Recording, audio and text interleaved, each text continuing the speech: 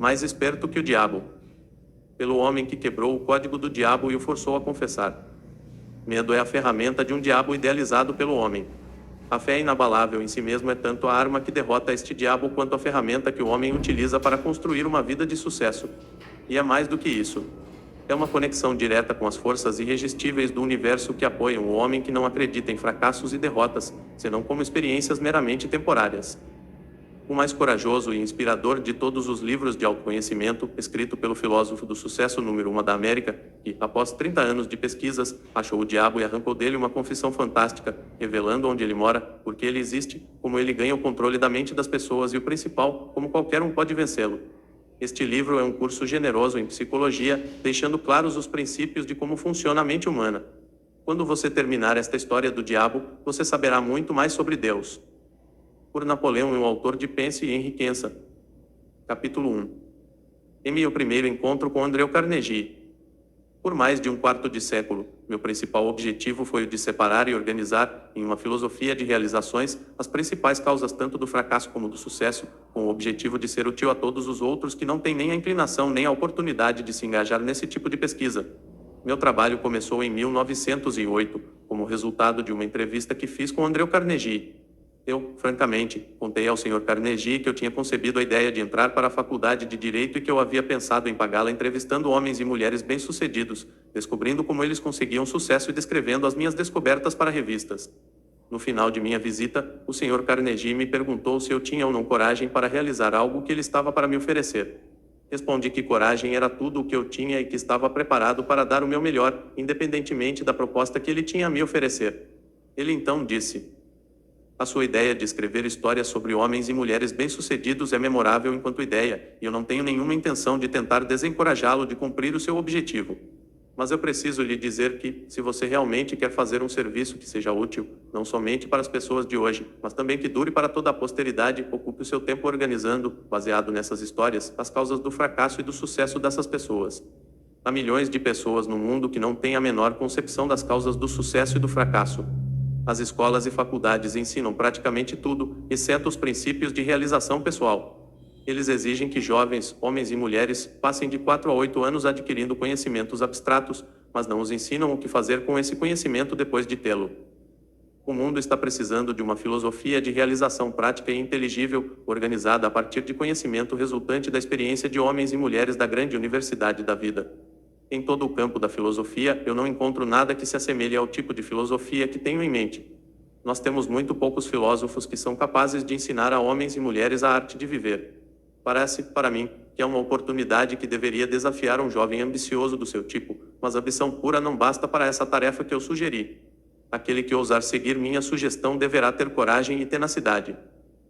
O trabalho demandará pelo menos 20 anos de esforço contínuo, durante o qual aquele que topar terá que ganhar a vida com outra fonte de renda, porque esse tipo de pesquisa nunca é lucrativo no seu início, e geralmente os poucos que se aventuraram a contribuir para a civilização através de trabalhos dessa natureza tiveram que esperar 100 anos ou mais após seus próprios funerais para receber reconhecimento pelo seu feito.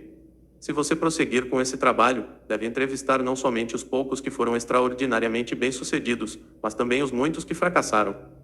Você deve cuidadosamente analisar milhares de pessoas que foram classificadas de fracassadas, e eu quero dizer com o termo fracassado homens e mulheres que chegam aos estágios finais de suas vidas desapontados porque não conseguiram alcançar as metas que haviam se proposto de coração. Tão inconsistente como parece ser, você aprenderá muito mais como ser bem-sucedido a partir dos fracassos do que com o tão chamado sucesso. Eles lhe ensinarão o que não fazer. Na parte final da sua pesquisa, se você conseguir com sucesso manter o foco, fará uma descoberta que poderá ser uma grande surpresa. Descobrirá que a causa para o sucesso não é algo separado e longe do homem, mas que é uma força tão intangível na natureza que a maioria dos homens nunca a reconhece, uma força que pode muito bem ser chamada de outro eu.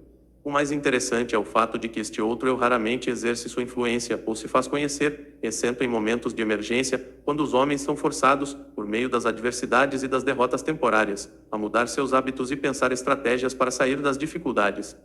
Minha experiência me ensinou que um homem nunca está tão perto do sucesso como quando o que ele chama de fracasso toma conta de sua vida, porque nessas ocasiões ele é forçado a pensar.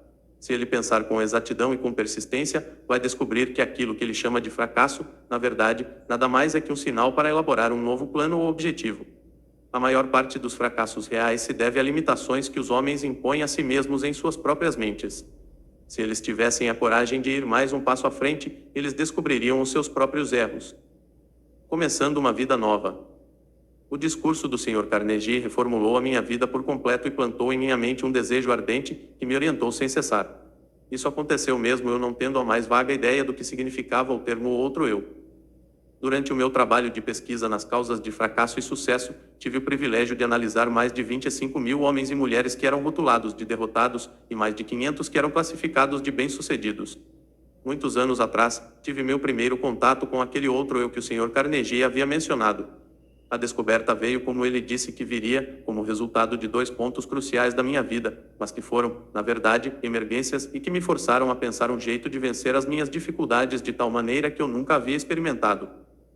Gostaria que fosse possível descrever essa descoberta sem o uso do pronome pessoal eu, mas isso é impossível, visto que ela ocorreu através de experiências pessoais que não podem ser separadas. Para dar uma visão completa da descoberta, terei que voltar ao primeiro desses 2 pontos marcantes da minha vida e mostrar, passo a passo, essa descoberta. Para realizar a pesquisa, com a compilação de dados, foram necessários anos de trabalho. Eu tinha chegado à falsa conclusão de que minha tarefa de organizar uma filosofia completa de sucesso pessoal havia terminado. Longe de estar completo, meu trabalho havia apenas começado. Eu havia erigido o esqueleto de uma filosofia, organizando os 17 princípios do sucesso e as 30 maiores causas do fracasso, mas aquele esqueleto tinha que ser coberto com a carne da realização e da experiência. Além disso, tinha que ser dada ao trabalho uma alma que inspirasse homens e mulheres a não somente transporem obstáculos, mas também a não se deixarem abater por eles. A alma, que ainda teria que ser adicionada, como eu descobri depois, somente se tornaria disponível após aparecer o meu outro eu, através dos 2 pontos cruciais da minha vida. Resolvendo focar a minha atenção em quaisquer talentos que eu porventura tivessem retornos monetários através de canais de negócios, decidi dedicar-me à profissão de publicitário. Tornei-me, então, o gerente de publicidade do curso de extensão La Salle da Universidade de Chicago. Tudo correu maravilhosamente bem durante um ano. Entretanto, no final desse ano, fui tomado por um violento desgosto pelo meu trabalho e, então, me demiti. Posteriormente, ingressei no ramo de cadeias de lojas, juntamente com o ex-presidente da Universidade de Extensão La Salle. Logo me tornei presidente da companhia de doces Beterros. Porém, desacordos com os sócios desse negócio fizeram com que eu saísse do empreendimento. A atração pela propaganda ainda estava em meu sangue e tentei novamente dar expressão a ela. Organizei uma escola de propaganda e vendas como uma parte da escola de negócios Brien Stratum. O empreendimento navegava em águas tranquilas e muito dinheiro entrava rapidamente. Foi então que os Estados Unidos tomaram parte da Primeira Guerra Mundial. Em resposta a um chamado interior, que palavras não conseguem descrever, saí da escola e entrei para o serviço do governo dos Estados Unidos, sob a direção pessoal do presidente Woodrow Wilson, deixando um negócio fantástico desintegrar-se. No dia do armistício, em 1918, comecei a atuar na publicação da revista Golden Rule e Regra de Ouro, na tradução livre. Apesar do fato de eu não ter nenhum centavo de capital, a revista cresceu rapidamente e em pouco tempo ganhou circulação nacional, chegando a quase $500 mil de exemplares, finalizando seu primeiro ano de negócios com um lucro de $3,156 mil. Alguns anos depois, aprendi com um experiente executivo de uma empresa de publicações que nenhum homem capaz naquele ramo pensaria em começar uma revista tal como esta com menos do que $500 mil de capital. A revista Golden Rule e eu estávamos destinados a nos separar. Quanto mais sucesso alcançávamos, mais descontente eu me tornava. Até que, finalmente, devido a um acúmulo de perturbações causadas por sócios no negócio, dei a revista como um presente a eles e deixei o negócio. Com essa atitude, provavelmente joguei fora uma pequena fortuna. Logo após, organizei uma escola de treinamento para vendedores. Minha primeira missão era treinar um exército de vendas de 3.000 pessoas para uma rede de lojas. Receberia $10 para cada vendedor que frequentasse a minha aula. Dentro de 6 meses, esse trabalho havia me rendido um pouco mais de $30 mil. O sucesso, em termos financeiros, estava coroando meus esforços com abundância. Novamente meu espírito estava descontente. Eu não estava feliz. Tornava-se, a cada dia, mais óbvio que nenhuma quantidade de dinheiro, em algum momento, me faria feliz. Sem a menor desculpa razoável por minhas ações, saí do negócio e desisti de um empreendimento no qual teria facilmente recebido um salário satisfatório. Meus amigos e sócios no negócio pensaram que eu estava louco, e eles não estavam tão errados nos seus pensamentos. No fundo, eu estava inclinado a concordar com eles, mas parecia que não havia nada que eu pudesse fazer para mudar de ideia. Procurava pela felicidade e ainda não a tinha encontrado. Pelo menos, essa é a única explicação que eu poderia oferecer para justificar as minhas atitudes um tanto quanto inusitadas. Qual o homem que realmente conhece a si mesmo? Isso aconteceu no final do outono de 1923. Eu me sentia solitário em Columbus, hoje, sem recursos e, pior ainda, sem nenhum plano para me tirar daquela situação difícil. Na verdade, era a primeira vez na vida que eu estava acuado devido à falta de recursos. Em muitas ocasiões, já havia passado por momentos de aperto, mas nunca antes havia faltado dinheiro a tal ponto de eu não conseguir suprir as minhas necessidades pessoais. A experiência me assombrou, eu parecia estar totalmente à margem do que poderia ou deveria fazer. Pensei em uma dúzia de jeitos de conseguir resolver os meus problemas, mas descartei-os todos, eram impraticáveis e impossíveis de realizar. Me senti como alguém que estava perdido em uma selva, sem uma bússola sequer. Toda tentativa que eu fazia para me tirar da dificuldade acabava me trazendo de volta para o ponto de partida. Por quase 2 meses, sofri com a pior das doenças humanas, a indecisão. Eu conhecia os 17 princípios da realização pessoal, mas não sabia como aplicá-los. Sem saber, estava encarando uma daquelas emergências da vida de que o Sr. Carnegie havia me falado, situações essas em que os homens muitas vezes descobrem os seus outros eus. Meu estresse era tão grande que em nenhum momento me ocorreu sentar, analisar a sua causa e procurar a sua cura. Derrota é convertida em vitória. Uma tarde, tomei uma decisão que me ajudou a sair daquela situação. Eu tinha um sentimento de que o que eu realmente desejava era sair para os espaços abertos do país, onde poderia respirar ar fresco e, principalmente, pensar. Comecei a caminhar e já havia percorrido mais ou menos 7 ou 8 milhas quando, de repente, me vi parado. Por muitos minutos, fiquei ali como se estivesse com os pés colados. Tudo na minha volta tornou-se escuro. Eu podia ouvir o som estridente de alguma forma de energia que estava vibrando a uma frequência muito alta. Então meus nervos aquietaram-se, meus músculos relaxaram e uma grande calma tomou conta de mim. A atmosfera começou a clarear e, enquanto isso ocorria, recebi um comando de meu interior, que veio na forma de um pensamento, tão perto quanto eu posso descrevê-lo. O comando era tão claro e distinto que não havia meios de eu não entendê-lo. Na essência, ele disse, chegou o momento de você completar a filosofia de sucesso que você começou, seguindo a sugestão de Carnegie. Volte para casa de uma vez por todas e comece a transferir os dados que você juntou da sua própria mente, transformando-os em manuscritos. O meu outro eu havia acordado. Por alguns minutos, permaneci aterrorizado. Essa experiência não era parecida com nada que eu houvesse experimentado antes. Eu virei e caminhei rapidamente até chegar em casa. Quando me aproximei de casa, vi meus 3 filhos olhando pela janela para as crianças do vizinho, que estavam decorando uma árvore de Natal. Então, me lembrei que era véspera de Natal. Para completar, me dei conta, com um sentimento de pura tristeza, tal qual eu jamais havia experimentado, de que não haveria árvore de Natal na nossa casa. O olhar de desapontamento no rosto das minhas crianças me fez lembrar desse fato com muita dor. Entrei em casa, sentei em frente à minha máquina de escrever e comecei de uma vez por todas a transcrever todas as descobertas que eu havia feito relacionadas às causas de sucesso e fracasso. No instante em que coloquei a primeira folha de papel na máquina, fui interrompido pelo mesmo sentimento estranho que havia me ocorrido algumas horas antes. E este pensamento passou de forma muito clara na minha mente. Sua missão nesta vida é completar a primeira filosofia de sucesso e realização pessoal. Você tem tentado em vão escapar da sua tarefa, cada esforço trazendo fracasso para você. Você está procurando pela felicidade. Aprenda esta lição, de uma vez por todas, você somente achará alegria ajudando outros a encontrá-la.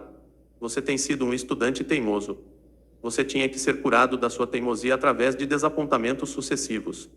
Dentro de poucos anos, o mundo todo começará uma experiência na qual milhões de pessoas que necessitam desta filosofia terão acesso a ela, justamente devido a este direcionamento que você recebeu para completá-la. A sua grande oportunidade de achar a felicidade prestando um serviço útil terá chegado. Vá trabalhar e não pare até que você tenha completado e publicado os manuscritos que você começou. Eu estava consciente de ter chegado ao final do arco-íris da vida e estava feliz. A dúvida aparece. O feitiço, se é que essa experiência pode ser assim chamada, passou. Comecei a escrever e, pouco depois, fui sugestionado pela minha razão e pensei que talvez eu estivesse entrando numa missão estúpida. A ideia de que um homem que estava em plena depressão e praticamente falido pudesse escrever uma filosofia de sucesso pessoal me parecia tão fantasiosa que ri vigorosamente e acabei dando gargalhadas. Me arrumei na cadeira, passei os dedos pelo meu cabelo e tentei criar um álibi que justificaria à minha própria mente que eu deveria tirar o papel da máquina de escrever antes de começar. mas a vontade de continuar era muito mais forte do que o desejo de desistir e acabei me reconciliando com a minha tarefa e segui em frente. Olhando aos eventos passados, agora sob a ótica de tudo o que aconteceu, posso ver que essas pequenas experiências de adversidade, pelas quais passei, foram entre as mais enriquecedoras e lucrativas de todas as minhas vivências. Elas na verdade foram bênçãos, porque me forçaram a continuar um trabalho que finalmente me trouxe uma oportunidade para me fazer mais útil ao mundo do que eu jamais teria sido caso tivesse sido bem-sucedido em quaisquer dos planos ou objetivos anteriores. Por quase 3 meses, trabalhei nesses manuscritos, finalizando-os durante o começo de 1924. Assim que os completei, me senti novamente compelido a voltar ao grande jogo dos negócios americanos. Sucumbendo ao meu desejo, comprei a Faculdade de Negócios Metropolitana em Cleveland, hoje, e comecei a organizar os planos para aumentar a sua capacidade. No final de 1924, tínhamos desenvolvido e expandido, adicionando novos cursos. Havíamos dobrado os números, considerando o melhor momento que a escola já tinha vivido. Novamente, o germe do descontentamento começou a se fazer sentir em meu sangue. Mais uma vez, eu sabia que não poderia achar a felicidade neste tipo de empreendimento. Repassei o negócio aos meus sócios e fui para a plataforma de palestras, falando sobre a filosofia de realização e sucesso pessoal, para a organização pela qual eu havia devotado tantos dos meus anos anteriores. Uma noite, estava marcado para eu palestrar em Canton, Ohio. O destino, ou o que quer que algumas vezes pareça moldar o futuro dos homens, não importasse o quanto eu tentasse lutar contra ele, novamente me colocou cara a cara com uma nova e muito dolorosa experiência. No meu auditório em Canton estava sentado do Rua Millet, responsável pela publicação do Canton Daily News. O Sr. Millet ficou tão interessado na filosofia de realização e sucesso pessoal da minha palestra naquela noite que me convidou para visitá-lo no dia seguinte. Essa visita resultou em um acordo de parceria que era para ter acontecido no dia 1 de janeiro seguinte, quando o Sr. Millet planejava renunciar ao cargo de chefe da publicação do Daily News para se encarregar do negócio e da publicação da filosofia na qual eu estava trabalhando. Contudo, em julho de 1926, o Sr. Millet foi morto por Pat Termont, uma figura carimbada do submundo, e um policial de Canton, sendo ambos posteriormente sentenciados à prisão perpétua. Ele foi morto porque estava expondo em seu jornal uma ligação entre os bandidos e alguns membros da polícia de Canton. O crime foi um dos mais chocantes que a era da proibição já produziu. O acaso salva minha vida. Na manhã seguinte à morte do Sr. Millet, fui chamado no telefone por uma pessoa desconhecida que me alertou de que eu teria 1 hora para sair de Canton e de que eu poderia ir voluntariamente dentro de 1 hora, mas se eu esperasse mais tempo eu provavelmente iria dentro de um caixão. Minha associação com o Sr. Millet havia aparentemente sido mal interpretada. Seus assassinos de certo acreditavam que eu estava conectado de forma direta à exposição que ele vinha fazendo em seus jornais. Não esperei acabar o meu limite de 1 hora, mas imediatamente entrei no meu carro e dirigi para a casa de parentes nas montanhas a oeste de Virgínia, onde fiquei até que os assassinos tivessem sido colocados na prisão. Essa experiência veio bem dentro da categoria descrita pelo Sr. Carnegie como uma emergência que força homens a pensarem. Pela primeira vez na minha vida, conheci a dor do medo constante. A minha experiência de alguns anos anteriores, em Columbus, havia preenchido a minha mente com dúvida e indecisão temporária, mas esta preencheu a minha mente com um medo que parecia impossível de remover. Durante o tempo em que eu estava escondido, raramente deixava a casa à noite e, quando saía, mantinha minha mão em uma pistola automática levada no bolso do casaco, mantida destravada para ação imediata. Se um automóvel estranho parasse em frente à casa onde eu estava escondido, eu ia imediatamente para o porão e, com cuidado, escrutinava os seus ocupantes através das janelas. Depois de alguns meses convivendo com esse tipo de experiência, meus nervos começaram a sentir. A coragem sumiu por completo, assim como a ambição que eu tinha em meu coração durante os longos anos de trabalho em busca das causas do fracasso e do sucesso também partiu. Vagarosamente, passo a passo, me senti caindo num estado de total letargia da qual eu temia que jamais conseguisse emergir. O sentimento deve ter sido o mesmo que aqueles que pisam na areia movediça sentem, quando se dão conta de que cada esforço que fazem para tirá-los da areia apenas leva mais para o fundo. O medo é uma areia movediça que se retroalimenta. Se a semente da insanidade estivesse presente na minha constituição física, certamente ela teria germinado durante esses meses subsistindo como um morto-vivo. Indecisão completa, sonhos irresolutos, dúvidas e medo eram tudo o que a minha mente experimentava dia e noite. A emergência que eu encarei fora desastrosa por 2 motivos. Primeiro, a verdadeira natureza dessa emergência me manteve num estado de constante indecisão e medo. Segundo, esse enclausuramento forçado me deixou em estado de tensão constante. Eu tendia a me preocupar com o peso do tempo que passava. A minha faculdade da razão tinha sido quase paralisada. Me dei conta de que precisava trabalhar a minha mente para sair desse estado mental. Mas como?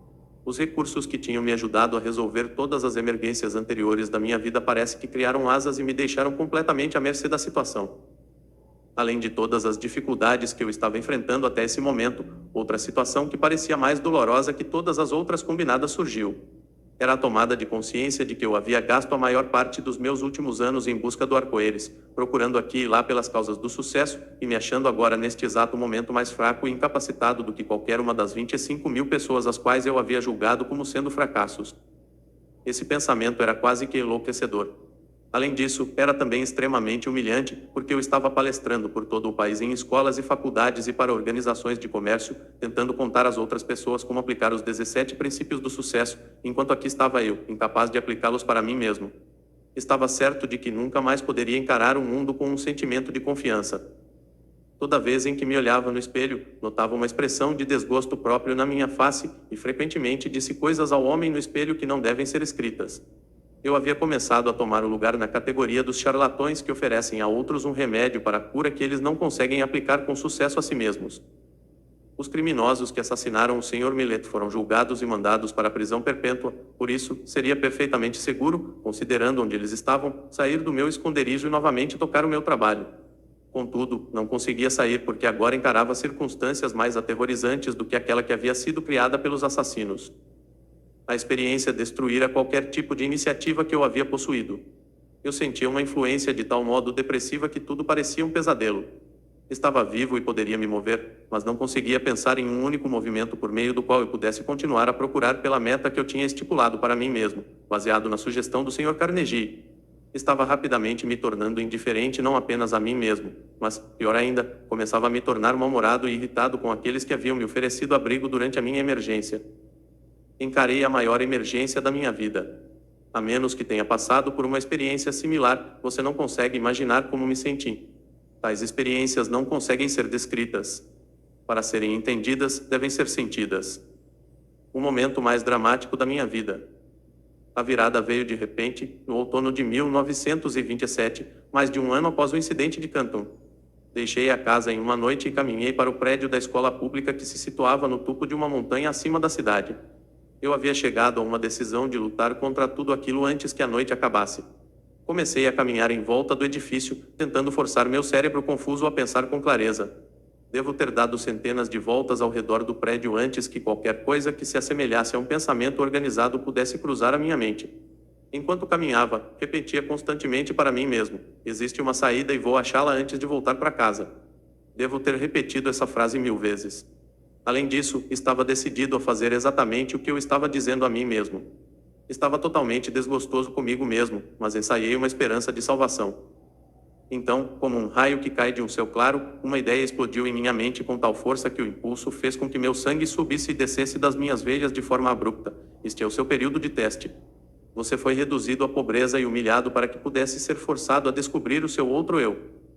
Pela primeira vez em anos, recordei o que o Sr. Carnegie dissera sobre este outro eu.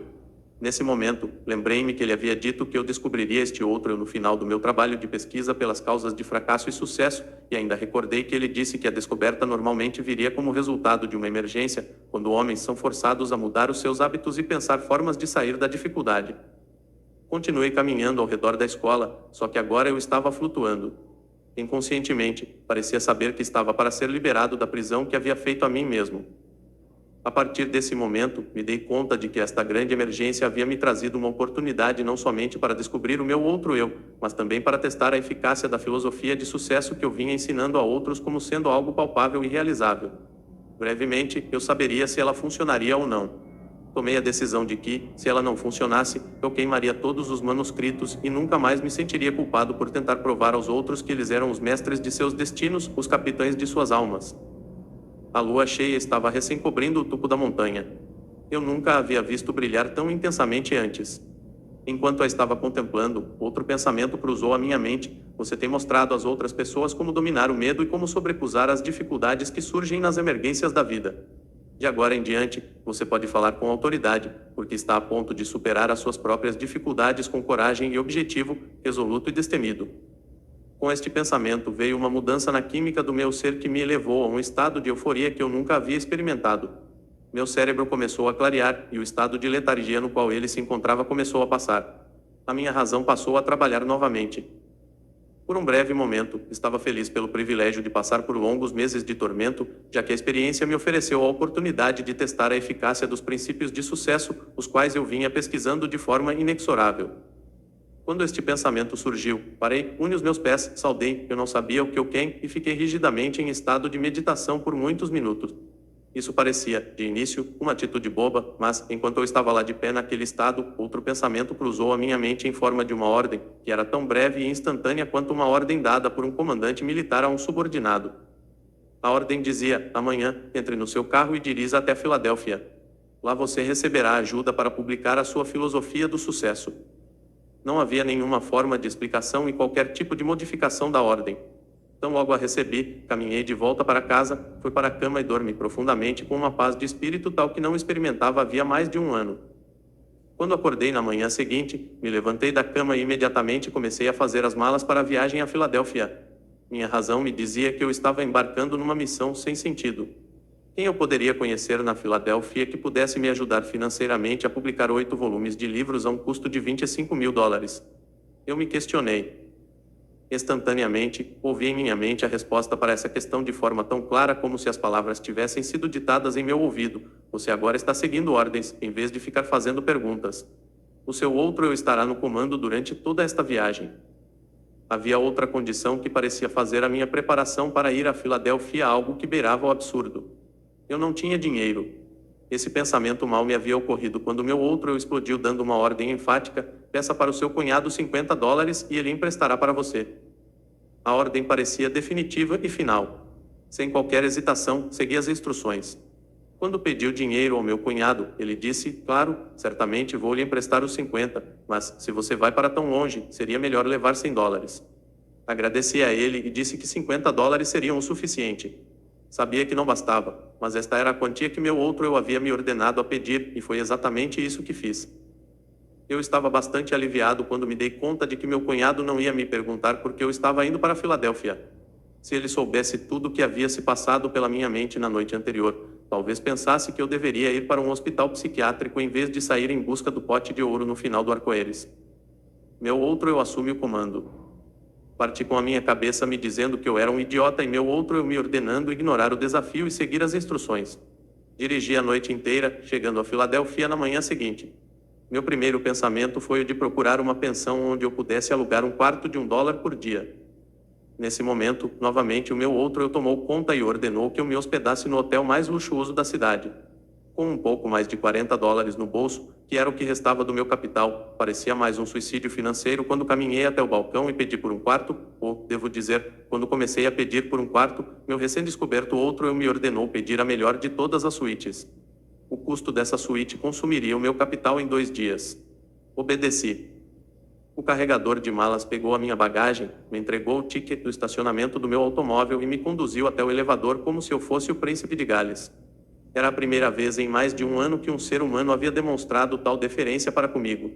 Meus próprios parentes, esses com quem eu estava morando, longe de me mostrar qualquer tipo de consideração, ainda achavam que eu era um peso para eles, e tenho certeza de que eu era, porque nenhum homem no estado mental em que eu me encontrava no último ano poderia ser qualquer coisa além de um peso a todos aqueles com os quais porventura entrasse em contato. Tornava-se evidente que meu outro eu estava determinado a me tirar do complexo de inferioridade que eu havia desenvolvido. Dei ao carregador de malas $1. Comecei a estimar quanto seria a minha conta do hotel até o fim da semana, quando então o meu outro eu ordenou que eu limpasse completamente a minha mente de quaisquer pensamentos de limitação e que conduzisse a minha vida a partir daquele momento como se tivesse todo o dinheiro que quisesse nos meus bolsos. A experiência pela qual estava passando era tanto nova quanto estranha para mim. Nunca consegui ser mais do que eu acreditava que poderia ser. Por quase meia hora, este outro eu me deu ordens que segui à risca durante o período da minha estada na Filadélfia. As instruções que recebi por meio desses pensamentos se apresentaram à minha mente com tal força que eles eram facilmente distinguíveis de pensamentos normais criados pelo meu eu tradicional. Eu recebo ordens estranhas de uma fonte estranha. Minhas instruções começaram desta forma: a partir deste momento, você está completamente no comando do seu outro eu. De agora em diante, você deve saber que 2 entidades ocupam o seu corpo, na verdade 2 entidades similares ocupam o corpo de cada ser vivente do planeta Terra. Uma dessas entidades é motivada e responde pelo impulso do medo. A outra é motivada e responde ao impulso da fé. Por mais de 1 ano você foi conduzido como um escravo pela entidade do medo. Há 2 noites, a entidade fé assumiu o controle do seu corpo físico, e a partir daquele momento você foi motivado por essa entidade. Por mera conveniência, você pode chamar essa entidade fé de seu outro eu. Ela não conhece limitações, não possui medos e não reconhece a palavra impossível. Você foi direcionado a selecionar esse ambiente de luxo em um bom hotel, como um meio de desencorajar o retorno da entidade medo. Esse antigo eu motivado pelo medo não está morto, ele simplesmente foi destronado. E ele o seguirá aonde quer que você vá, esperando uma oportunidade favorável para tomar conta de você novamente. Ele somente pode tomar o controle de você por meio dos seus pensamentos. Lembre-se disso e mantenha as portas da sua mente hermeticamente fechadas contra todos os pensamentos que procuram limitá-lo de qualquer maneira, e você assim ficará salvo. Não se permita preocupar-se com o dinheiro que você precisará para suas despesas imediatas. O recurso virá a você no momento em que você necessitar dele.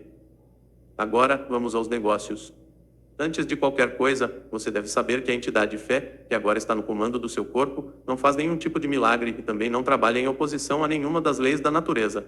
Enquanto ela estiver no comando do seu corpo, ela o guiará sempre que você a chamar, através de impulsos de pensamentos que cruzarão pela sua mente e o ajudarão a realizar todos os seus planos pela maneira mais natural, conveniente e lógica possível. Acima de qualquer coisa, tenha este fato claramente fichado na sua mente, que o seu outro eu não fará o trabalho por você, ele somente o guiará inteligentemente no caminho para você conquistar todos os seus objetivos e desejos. Este outro eu o ajudará a transformar todos os seus planos em realidade. Além disso, você deve saber que ele começa sempre com o seu maior ou mais pronunciado desejo. Neste momento, o seu maior desejo, aquele que o trouxe até aqui, é publicar e distribuir os resultados da sua pesquisa nas causas de sucesso e fracasso. A sua estimativa é de que serão necessários aproximadamente $25.000. Entre os seus conhecidos, há um homem que estará disposto a investir o capital necessário. Comece de uma vez a imaginar e focar no nome de todas as pessoas do seu círculo de conhecidos que poderiam de alguma maneira ser induzidos a fornecer a ajuda financeira de que você está precisando. Quando o nome da pessoa certa vier à sua mente, você o reconhecerá imediatamente. Entre em contato com essa pessoa, e a ajuda que você procura será dada. Nos seus argumentos, contudo, apresente o seu pedido em uma terminologia tal que você usaria numa transação usual de negócios. Jamais, sob nenhuma hipótese, faça qualquer referência à descoberta desse seu outro eu. Se você violar essas instruções, será acometido por uma derrota temporária. O seu outro eu continuará no comando e permanecerá a guiá-lo enquanto você quiser fazer uso dele. Mantenha a dúvida, o medo e as preocupações e todos os pensamentos de limitação totalmente fora da sua mente. Isso é tudo para o momento. A partir de agora você começará a se mexer por seu livre arbítrio, precisamente da mesma maneira que você começou antes de descobrir o seu outro eu. Fisicamente, você é o mesmo que sempre foi, por isso ninguém reconhecerá nenhuma mudança em você. Olhei em volta do quarto, pisquei os olhos e, para ter certeza de que não estava sonhando, levantei e caminhei até um espelho e olhei para mim de perto. A expressão do meu rosto havia mudado de dúvida para coragem e fé. Não havia mais qualquer sinal de dúvida na minha mente, visto que o meu corpo físico estava sob uma influência muito diferente daquela que havia sido destronada 2 noites antes, enquanto eu caminhava na escola na West Virginia. Capítulo 2. Um novo mundo se revela para M&M. Obviamente, eu havia passado por uma experiência de renascimento em que todas as formas de medo haviam se afastado de mim. Eu agora tinha coragem de tal maneira que nunca havia experimentado antes. Apesar do fato de ainda não ter sido mostrado para mim como ou de que fonte eu seria capaz de receber os recursos necessários, eu tinha fé inabalável de que o dinheiro estava vindo ao meu alcance, na verdade conseguia enxergá-lo já em minha posse. Em muito poucas ocasiões na minha vida inteira pude experimentar tal tipo de fé. Na verdade, era um sentimento indescritível. Não há palavras na língua portuguesa que possam descrever o fato que todos aqueles que tiveram experiências similares podem facilmente testemunhar. Naquele instante, comecei a colocar em prática as instruções que havia recebido. Todo aquele sentimento de que eu estaria entrando em uma missão impossível agora havia me deixado. Um por um, comecei a buscar em minha mente os nomes de todos os meus conhecidos que talvez pudessem ser capazes de financiar os $25.000 de que eu precisava, começando com o nome de Henry Ford e passando por toda a lista de mais de 300 pessoas. Meu outro eu simplesmente disse, continue procurando. A hora mais escura é justamente um pouco antes da aurora. Mas eu chegara ao fim da linha. Minha lista inteira de conhecidos havia sido esgotada, e com ela minha resistência física também. Eu estava trabalhando, concentrando a minha mente naquela lista de nomes por basicamente 2 dias e 2 noites, parando somente para dar alguns cochilos. Recostei-me na cadeira, fechei meus olhos e entrei numa espécie de transe por alguns minutos. Fui acordado pelo que parecia ser uma explosão no quarto. Conforme ganhei consciência, o nome de Albert L. Pelton apareceu em minha mente. E com ele um plano que eu soube instantaneamente ser o plano que me faria ter sucesso em persuadir o Sr. Pelton a publicar os meus livros. Eu me lembrei do Sr. Pelton somente como um editor na revista Golden Rule, Regra de Ouro, aquela que eu havia publicado em anos anteriores. Eu me sentei, peguei a máquina de escrever e enderecei uma carta ao Sr. Pelton em Meriden, Connecticut, e descrevi o plano da mesma maneira que ele havia sido entregue para mim. Ele respondeu por telegrama, dizendo que estaria na Filadélfia para me ver no dia seguinte. Quando ele chegou, mostrei a ele os manuscritos originais da minha filosofia e brevemente expliquei qual seria a sua missão. Ele pegou os manuscritos, folheou algumas páginas por alguns minutos, então parou de repente e com os olhos fixos na parede por alguns segundos disse: "Eu publicarei os livros para você." O contrato foi assinado, uma quantia substancial de royalties me foi paga, e os manuscritos foram entregues a ele, que os levou para Meriden. Eu não perguntei a ele o que o fez tomar a decisão de publicar os meus livros antes mesmo de tê-los lido. O que eu sei é que ele me forneceu o capital necessário, imprimiu os livros e me ajudou a vender milhares deles para sua própria clientela de compradores de livros, espalhados em praticamente todos os países de língua inglesa no mundo. Meu outro eu se sai bem. 3 meses após o dia que o Sr. Pelton me visitou na Filadélfia, um jogo completo com todos os meus livros estava em cima da mesa, bem na minha frente, e minha renda da venda dos livros era grande o suficiente para suprir todas as minhas necessidades. Esses livros agora estão nas mãos de todos os meus estudantes do mundo inteiro. Meu primeiro cheque dos royalties referente à venda dos meus livros alcançou a quantia de $850. No momento em que abri o envelope para apanhar o cheque, meu outro eu disse: "Sua única limitação é aquela que você impõe em sua própria mente." Não tenho certeza de que eu entenda exatamente o que esse outro eu seja, mas tenho plena convicção de que não há derrota permanente para o homem ou a mulher que o descubra e confie nele. No dia após o Sr. Pelton ter ido me visitar na Filadélfia, o meu outro eu me presenteou com uma ideia que resolveu imediatamente o meu problema financeiro. A ideia que cruzou a minha mente me mostrava que os métodos de venda da indústria automobilística tinham que passar por uma mudança drástica e que os futuros vendedores desta área da indústria teriam que aprender a vender automóveis, em vez de meramente servir de compradores de carros usados, como a maioria estava fazendo na época. Ocorreu-me também que jovens rapazes que haviam recém-finalizado a faculdade e que por isso não conheciam nada dos velhos truques da venda de automóveis seriam o ponto de partida desse novo tipo de profissional de vendas e poderiam ser mais bem desenvolvidos. A ideia era tão distinta e impressionante que eu imediatamente liguei para o gerente de vendas da General Motors e brevemente expliquei meu plano. Ele também ficou impressionado e me indicou para visitar uma filial da companhia de automóveis Buick, que naquela época era propriedade e dirigida por Earl Powell. Eu visitei o Sr. Powell, expliquei-lhe meu plano e ele imediatamente me colocou para treinar 15 garotos cuidadosamente selecionados da faculdade. A minha renda deste treinamento foi mais do que suficiente para tomar conta de todas as minhas despesas pelos próximos 3 meses, até que os resultados da venda dos meus livros começassem a entrar, incluindo o custo daquela luxuosa suíte que naquela época me preocupou muito. Meu outro eu não havia me desapontado. O dinheiro que eu precisava estava em minhas mãos justamente no momento em que eu precisei. Nesse momento, fui convencido de que a minha viagem para a Filadélfia não era, sob nenhuma hipótese, uma missão sem sentido, conforme minha razão havia indicado antes de partir do oeste da Virgínia. Daquele momento em diante até este exato minuto, tudo o que eu precisei veio até mim. Isso mesmo considerando que o mundo inteiro recentemente passara por um período de depressão econômica quando mesmo as necessidades básicas não estavam disponíveis para muitas pessoas. Em alguns momentos, a chegada das coisas materiais das quais eu precisei veio um pouco tarde, mas posso com toda a certeza dizer que o meu outro eu sempre me encontrou no cruzamento e por sua vez sempre me indicou por qual caminho eu deveria seguir. O outro eu não possui precedentes, não reconhece nenhum tipo de limite e sempre acha um modo de satisfazer nossos desejos. Ele pode se deparar com derrotas temporárias, mas nunca com fracasso permanente. Tenho tanta certeza disso que estou afirmando quanto o fato de estar aqui escrevendo estas linhas. Enquanto isso, sinceramente espero que alguns dos milhões de homens e mulheres que foram atingidos pela depressão econômica ou outros dissabores da vida descubram dentro de si mesmos essa estranha entidade que eu chamei de meu outro eu e que essa descoberta os guie, como me guiou a um intenso e próximo relacionamento com essa fonte de energia que supera obstáculos e resolve todas as dificuldades, em vez de ser derrotada por elas. Há uma grande força a ser descoberta no seu outro eu. Procure com todo o seu ser e você o achará. Fracasso, uma benção disfarçada. Fiz outra descoberta como resultado dessa apresentação ao meu outro eu, ou seja, há uma solução para cada problema legítimo, não importa quão difícil o problema pareça ser. Também descobri que para cada experiência de derrota temporária, para cada fracasso e cada forma de adversidade existe a semente de um benefício equivalente. Entenda o que eu quero dizer, não afirmei que isso seria uma flor desabrochada do sucesso, mas sim a semente pela qual essa flor germinará e crescerá. Para essa regra não há exceções. A semente da qual eu falo nem sempre pode ser observada, mas pode ter certeza de que ela está lá, de uma forma ou de outra. Não pretendo entender tudo sobre essa estranha força que me reduziu à pobreza e a uma situação de necessidade e medo e então fez renascer uma fé dentro de mim através da qual tive o privilégio de ajudar a dezenas de milhares de pessoas que se achavam descendo a ladeira.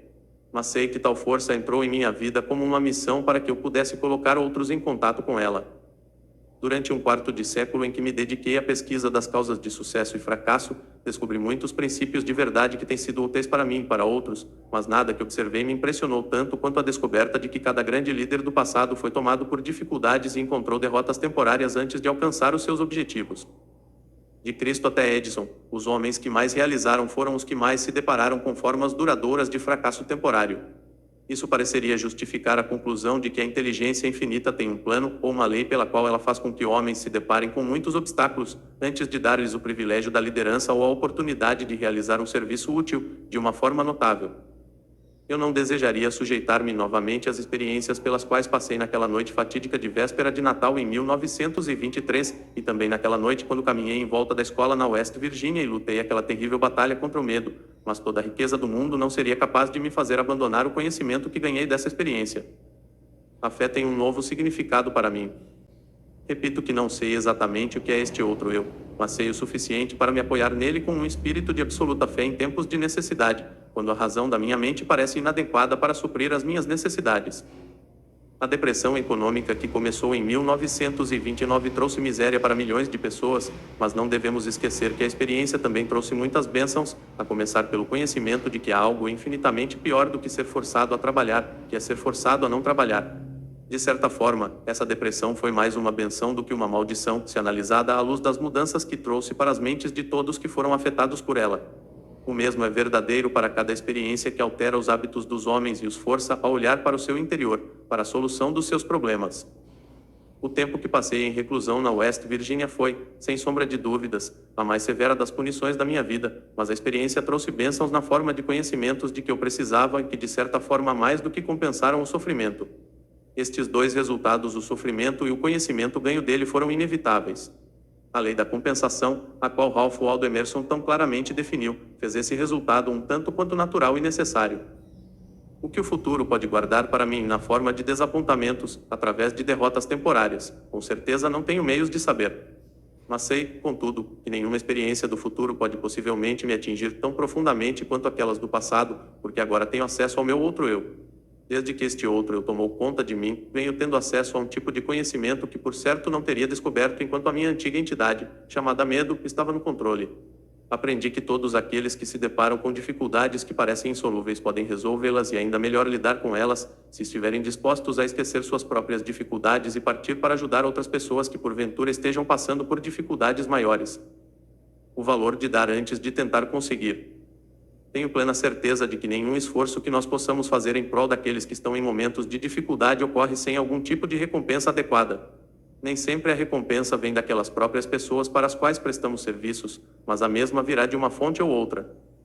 Desconfio seriamente de que nenhum homem pode utilizar-se dos benefícios deste outro eu enquanto estiver impregnado pela ganância e pela avareza, pela inveja e pelo medo.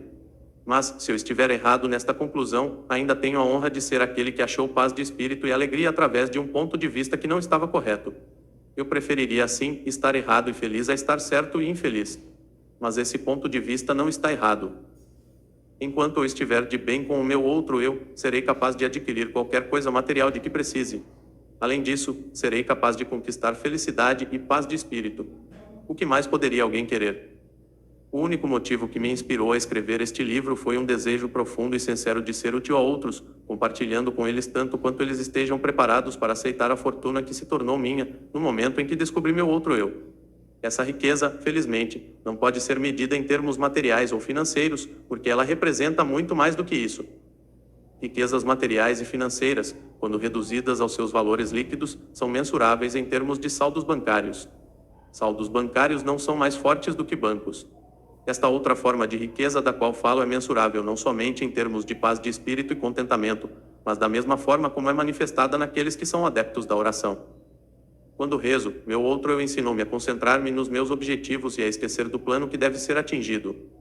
Não estou sugerindo que objetos materiais devam ser adquiridos sem planos. O que eu estou dizendo é que o poder que transforma os pensamentos e desejos em realidade tem a sua fonte na infinita inteligência, que, por sua vez, conhece mais sobre os planos do que quem está fazendo a oração. Colocando o caso de outra forma, não seria mais inteligente, quando em oração, confiar na mente universal para nos entregar o plano que melhor se adapte à realização do objetivo da nossa oração? Minha experiência com oração me ensinou que tudo aquilo que resulta de uma oração é um plano que é adequado e adaptado para o atingimento do objetivo da oração, através de um meio natural e material. O plano deve ser transmutado através de uma ação de alto esforço. Eu não conheço nada a respeito de qualquer tipo de oração que possa funcionar favoravelmente em uma mente dominada, mesmo que em menor grau, pelo medo. Um novo meio de orar. Desde que me tornei íntimo de meu outro eu, minha forma de orar modificou-se. Eu costumava rezar somente quando encarava dificuldades. Agora, rezo antes da dificuldade, quando possível. Eu agora rezo não mais pelos bens e pelas grandes bênçãos deste mundo, mas para ser merecedor de tudo que já possuo. Acho que este meio de orar é melhor do que o antigo. A inteligência infinita parece não ficar ofendida quando rendo graças e mostro que sou grato por todas as bênçãos que coroaram meus esforços. Fiquei maravilhado quando primeiro tentei este plano de oferecer uma oração de agradecimento por tudo que eu já possuía, pois assim descobri a vasta riqueza de que já disponha e não apreciava. Por exemplo, descobri que eu tinha um corpo maravilhoso que nunca havia sido seriamente danificado pela doença. Eu contava com uma mente razoavelmente bem equilibrada. Tinha uma imaginação criativa com a qual eu poderia prestar um serviço muito útil para um grande número de pessoas. Eu era abençoado com toda a liberdade que desejava, tanto de corpo quanto de mente. Nutria um desejo ardente de ajudar outros que não tinham a mesma sorte. Descobri que a felicidade, o maior de todos os objetivos do ser humano, era minha de qualquer maneira, com depressão econômica ou sem depressão econômica. Por último, descobri que eu tinha o privilégio de me aproximar da inteligência infinita, tanto com o intuito de agradecer pelo que eu possuía e por iluminar e direcionar meu caminho, quanto para pedir mais bênçãos. Pode ser útil para cada leitor deste livro fazer o inventário de seus ativos intangíveis. Tal inventário pode mostrar que existem ativos que não possuem valor. Alguns sinais que nós subestimamos. O mundo inteiro está passando por um momento de mudanças de tamanhas proporções que milhões de pessoas estão em estado constante de pânico, trazendo junto consigo preocupações, dúvidas, indecisões e, principalmente, medo. Parece-me que agora é o momento certo para todos aqueles que, por alguma razão, encontram-se naquele cruzamento da dúvida e da incerteza, para que conheçam e se tornem íntimos de seus outros eus. Todos os que desejarem realizar tal tarefa acharão útil tirar uma lição da natureza. A observação mostrará que as estrelas eternas brilham todas as noites nos seus devidos lugares, que o sol continua mandando seus raios de luz e calor, provendo a mãe natureza com abundância de comida e energia, que a água continua a correr da sua nascente na montanha, que os pássaros e os animais selvagens da floresta recebem condições adequadas e satisfatórias de alimento, que após um dia de trabalho vem a noite para descansarmos, que após o movimentado verão vem o inverno de calmaria, que as estações vêm e vão exatamente como faziam antes da crise de 1929 chegar. Que na verdade somente as mentes dos homens deixaram de funcionar normalmente, e isso porque os homens preencheram suas mentes com medo. A observação desses simples fatos da vida cotidiana pode ser muito útil como um ponto de partida para todos aqueles que desejam suplantar o medo pela fé. Não sou um profeta, mas posso, sem falsa modéstia, predizer que todo indivíduo tem o poder de mudar seu estado material ou financeiro, mas primeiro ele ou ela tem que mudar a natureza das suas crenças. Não confunda a palavra crença com a palavra desejo. As duas não são a mesma coisa. Todo mundo é capaz de desejar vantagens financeiras, materiais ou espirituais, mas o elemento fé é a única força verdadeira pela qual um desejo pode ser transformado em uma crença e, por sua vez, a crença transmutar-se em realidade. E é exatamente nesse ponto o momento mais apropriado para chamar atenção para o real benefício que qualquer um pode experimentar simplesmente usando de forma deliberada a sua fé focada em qualquer forma de desejo construtivo. A mente age sempre de acordo com nossos desejos mais profundos e dominantes. Não há escapatória desse fato, isso é literalmente um fato. Tenha muito cuidado com o que você deseja de coração, porque por certo será seu. A fé é o começo de toda grande realização. Se Thomas Edison tivesse parado, simplesmente desejando conhecer o segredo pelo qual a energia elétrica fazia com que a lâmpada incandescente acendesse, toda a conveniência que as suas descobertas trouxeram para a civilização teria permanecido como segredos da natureza. Ele encontrou-se com um fracasso temporário por mais de 10.000 vezes antes de finalmente conseguir arrancar esse segredo da natureza. Até que finalmente ela cedeu para ele, porque ele acreditou que conseguiria e, mais importante ainda, continuou tentando até que conseguiu a resposta. Edison descobriu mais dos segredos da natureza, eles teriam sido chamados de milagres em um período anterior, no campo da física, do que qualquer outro homem que já viveu, e isso porque ele ficou íntimo do seu outro eu. Eu ouvi isso da boca do próprio Edison, mas, mesmo que eu não tivesse ouvido, as suas realizações por si mesmas revelaram esse segredo. Nada dentro da razão é impossível para o homem ou a mulher que acredita e confia no seu outro eu. Tudo em que um homem ou uma mulher acreditar ser verdadeiro, a partir daquele instante começa a se tornar verdadeiro. Uma oração é uma expressão do pensamento, algumas vezes expresso em palavras audíveis e outras vezes expresso silenciosamente. Observei por experiência própria que uma oração silenciosa é tão eficaz quanto uma oração expressa em palavras. Observei também que o estado de espírito de quem está rezando é o fator determinante para a oração funcionar ou não. Minha concepção do outro eu que tenho tentado descrever é que ele simboliza meramente um novo modo de se chegar à inteligência infinita, um modo pelo qual se pode controlar e direcionar o simples processo de combinar a fé com os pensamentos. Isso é somente outra maneira de dizer que agora tenho muito mais fé no poder da oração.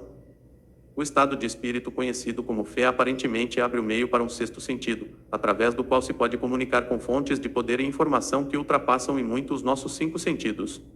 O desenvolvimento desse sexto sentido vem sempre para sua ajuda, e ele é na verdade uma estranha força que, vamos assumir, é um anjo da guarda que pode abrir para você, sempre que quiser, a porta para o templo da sabedoria.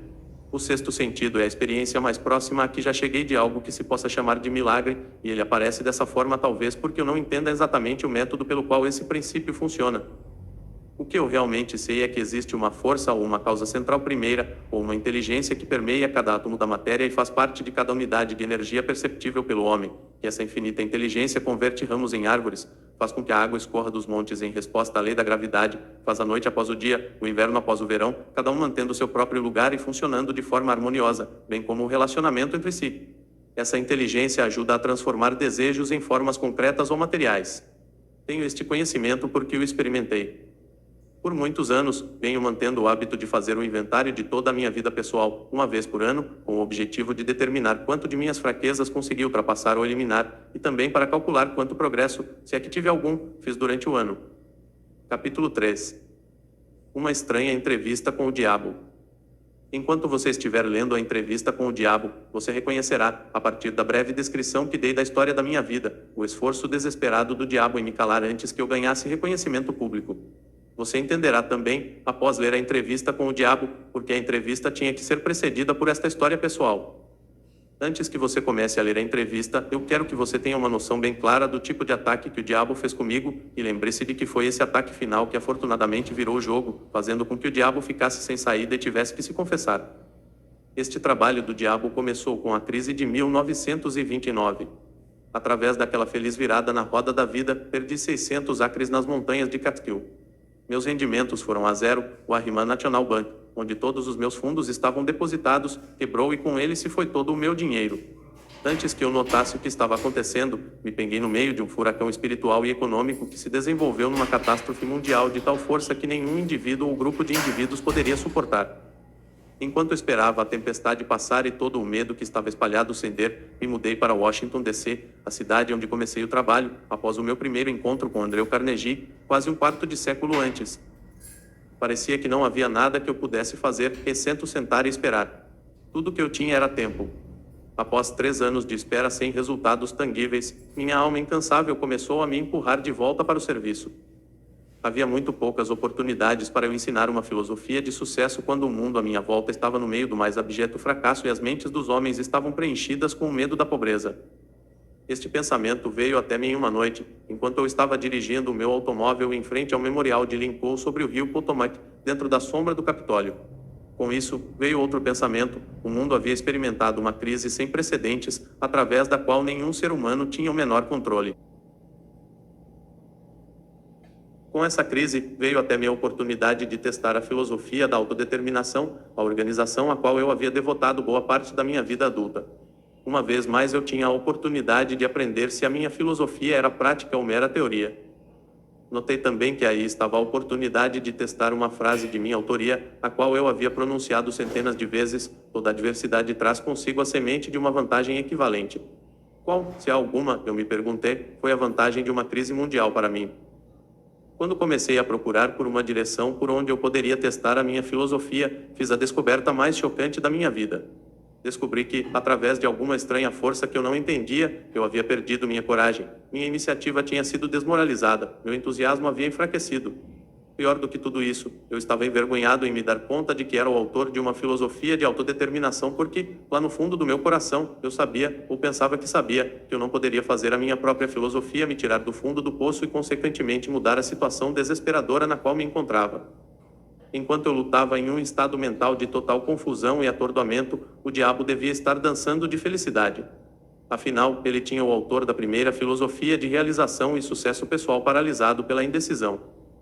Mas os inimigos do diabo também deviam estar trabalhando. Enquanto eu estava sentado em frente ao Memorial Lincoln, revisando em retrospecto as circunstâncias que, por muitas vezes, elevaram-me a grandes realizações, somente para logo depois me deixarem cair de alturas equivalentes, um pensamento feliz chegou até mim, na forma de um plano de ação definido, o qual eu acreditava que poderia me desfazer de uma vez por todas desse sentimento hipnótico de indiferença ao qual eu estava preso. Na entrevista com o diabo, a exata natureza da força pela qual eu havia sido privado da minha iniciativa e da minha coragem foi revelada. É exatamente a mesma força que milhões de outros foram sujeitos durante a grande crise. É a arma principal que o diabo utiliza para enrandar e controlar os seres humanos. A essência desse novo pensamento que veio para mim era esta: apesar do fato de eu ter aprendido com Andrew Carnegie e mais de 500 outros que tiveram sucessos profissionais e pessoais equivalentes, e realizações notáveis em todos os passos da vida vem através da aplicação do Mastermind, a coordenação harmoniosa de duas ou mais mentes trabalhando para um mesmo objetivo. Eu havia falhado em fazer tal aliança com o objetivo de colocar em prática o meu plano de revelar a primeira filosofia individual de sucesso para o mundo. Apesar do fato de eu ter entendido o poder do Mastermind, eu havia sido relapso em apropriar-me e usar essa força. Eu estava trabalhando como um lobo solitário, em vez de associar-me com outras mentes superiores. Uma análise. Vamos agora, brevemente, analisar essa estranha entrevista que você está prestes a ler. Alguns irão perguntar após terminá-la: você realmente entrevistou o diabo ou você meramente entrevistou um diabo imaginário? Alguns talvez desejem a resposta a essa questão antes mesmo de começar a entrevista. Responderei da única e mais honesta maneira que poderia, dizendo que o diabo que entrevistei pode ter sido real tanto quanto ele dizia ser, ou ele pode ter sido uma criação da minha própria imaginação. Seja lá o que ele fosse, real ou imaginário, é de muito pouca importância se comparado com a natureza e com o conteúdo das informações contidas na entrevista. A questão realmente importante é esta: a entrevista contém alguma informação que possa ser realmente útil para as pessoas que estão tentando achar os seus lugares no mundo. Se ela possui esse tipo de informação, não importa se está contida na forma de um fato ou ficção, então ela deve ser séria e cuidadosamente analisada por meio de uma leitura muito atenciosa. Eu não tenho a menor preocupação quanto à real fonte da informação ou quanto à real natureza do diabo, cuja história fantástica você está prestes a ler. Estou somente preocupado com o fato de que a confissão do diabo encaixa-se perfeitamente com o que eu tenho visto da vida. Acredito que a entrevista contém informações de benefícios práticos para todos aqueles que ainda não acharam a vida amigável, e a razão pela qual eu acredito nisso é que eu fiz com que o tema central deste livro me trouxesse toda a felicidade de que preciso, na forma que mais se encaixou na minha natureza. Eu tive o suficiente de experiências com os princípios mencionados pelo diabo, de tal forma que posso assegurar que eles farão exatamente o que ele diz que farão. Isso é suficiente para mim. Então, passo a história desta entrevista para você, para que, seja lá de qual maneira, consiga extrair dela o máximo possível de dividendos em termos financeiros e pessoais. Talvez você consiga grandes valores em termos financeiros, se você aceitar o diabo como sendo o que ele diz que é, baseando-se na sua mensagem para seja lá o que for que ela lhe possa trazer e que você consiga aplicar da melhor maneira possível, não se preocupando em saber quem é o diabo ou se realmente ele existe. Se você quiser minha honesta opinião pessoal, eu acredito que o diabo é realmente quem ele diz ser. Agora, vamos analisar a sua estranha confissão. Após forçar a sua entrada na consciência do diabo, o senhor humano começou a entrevista que o diabo não queria dar, com questões que ele não poderia deixar de responder. Aqui começa a entrevista com o diabo. Eu descobri o código secreto pelo qual tenho acesso aos seus pensamentos. Vim para lhe fazer algumas perguntas muito simples. Exijo que você me forneça respostas diretas e verdadeiras. Você está pronto para a entrevista, senhor diabo? R. Sim, estou pronto. Mas primeiro você deve se dirigir a mim com mais respeito. Durante esta entrevista, você se dirigirá a mim somente como Sua Majestade. E com que direito você exige tal respeito real? R. Você deve saber que eu controlo 98% das pessoas do seu mundo. Você não acha que isso é motivo suficiente para me dar um título de realeza? E você tem prova do que está afirmando? R. Sim, tenho provas em abundância. E no que consistem as suas provas? R. Consistem de muitas coisas. Se você quer respostas, você se dirigirá a mim como Sua Majestade. Algumas coisas você entenderá, outras não. Para que você entenda meu ponto de vista, descreverei a mim mesmo e corrigirei a falsa noção que as pessoas têm de mim e de onde eu habito. Esta é uma ótima ideia, Sua Majestade. Comece me contando onde você mora e então descreva a sua aparência física. R. Minha aparência física. Bem, meu querido senhor humano, eu não possuo um corpo físico. Um corpo físico me colocaria em desvantagem e seria um fardo que eu teria que carregar, tal como vocês criaturas humanas o carregam ao longo da vida. Eu consisto de energia negativa e vivo nas mentes das pessoas que têm medo de mim. Também ocupo metade de cada átomo da matéria física e cada unidade de energia mental e física. Talvez você entenda melhor a minha natureza se eu lhe disser que sou a porção negativa do átomo. Eu entendo o que você está querendo dizer. Você está preparando o terreno para dizer que, se não fosse por você, não haveria mundo, nem estrelas, nem elétrons, nem átomos, nem seres humanos, nada. Não é isso. É verdade. Você está absolutamente certo. E bem, se você ocupa somente metade da energia e da matéria, quem ocupa a outra metade? R. A outra metade é ocupada pela minha oposição. Oposição. O que você quer dizer com isso? R. A oposição é o que vocês, humanos, chamam de Deus. Então, você divide o universo com Deus, é isso que você está dizendo. R. Não é o que eu estou dizendo, isso é um fato. Antes do final desta entrevista, você entenderá por que as minhas afirmações são verdadeiras. Você também entenderá por que elas têm que ser verdadeiras, ou não poderia haver um mundo como você o conhece, muito menos criaturas humanas como você. Eu não sou nem de perto uma besta com um garfo e um rabo pontudo. Mas você controla as mentes de 98 em cada 100 pessoas. Você mesmo disse. Quem causa toda a miséria desses 98% do mundo controlados pelo diabo, se não é você? R. Eu não disse em momento algum que não sou a causa de toda a miséria do mundo. Por outro lado, me vanglorio disso. O meu negócio é representar o lado negativo de tudo, incluindo os pensamentos negativos de vocês, humanos. De que outra maneira eu poderia controlar as pessoas? A minha oposição controla o pensamento positivo. Eu controlo o pensamento negativo. E como você assume o controle das mentes dessas pessoas? R. Isso é fácil, eu simplesmente entro em suas mentes e ocupo o espaço que não é usado do cérebro humano. Eu planto as sementes do pensamento negativo nas mentes das pessoas, e dessa forma eu consigo ocupar e controlar o espaço. E você deve ter muitos truques e ferramentas pelas quais você ganha o controle e o acesso à mente humana. R. Para ser claro, eu emprego truques e meios para controlar o pensamento humano. Os instrumentos que uso também são inteligentes. E vá em frente e me descreva os seus truques inteligentes, Sua Majestade. R. Um dos mais astutos instrumentos que uso para o controle da mente humana é o medo. Planto a semente do medo nas mentes das pessoas e, conforme essas sementes germinam e crescem, através do uso contínuo dos pensamentos negativos, controlo o espaço que elas ocupam. Os 6 medos mais efetivos são o medo da pobreza, da crítica, da perda da saúde, da perda do amor, da velhice e da morte.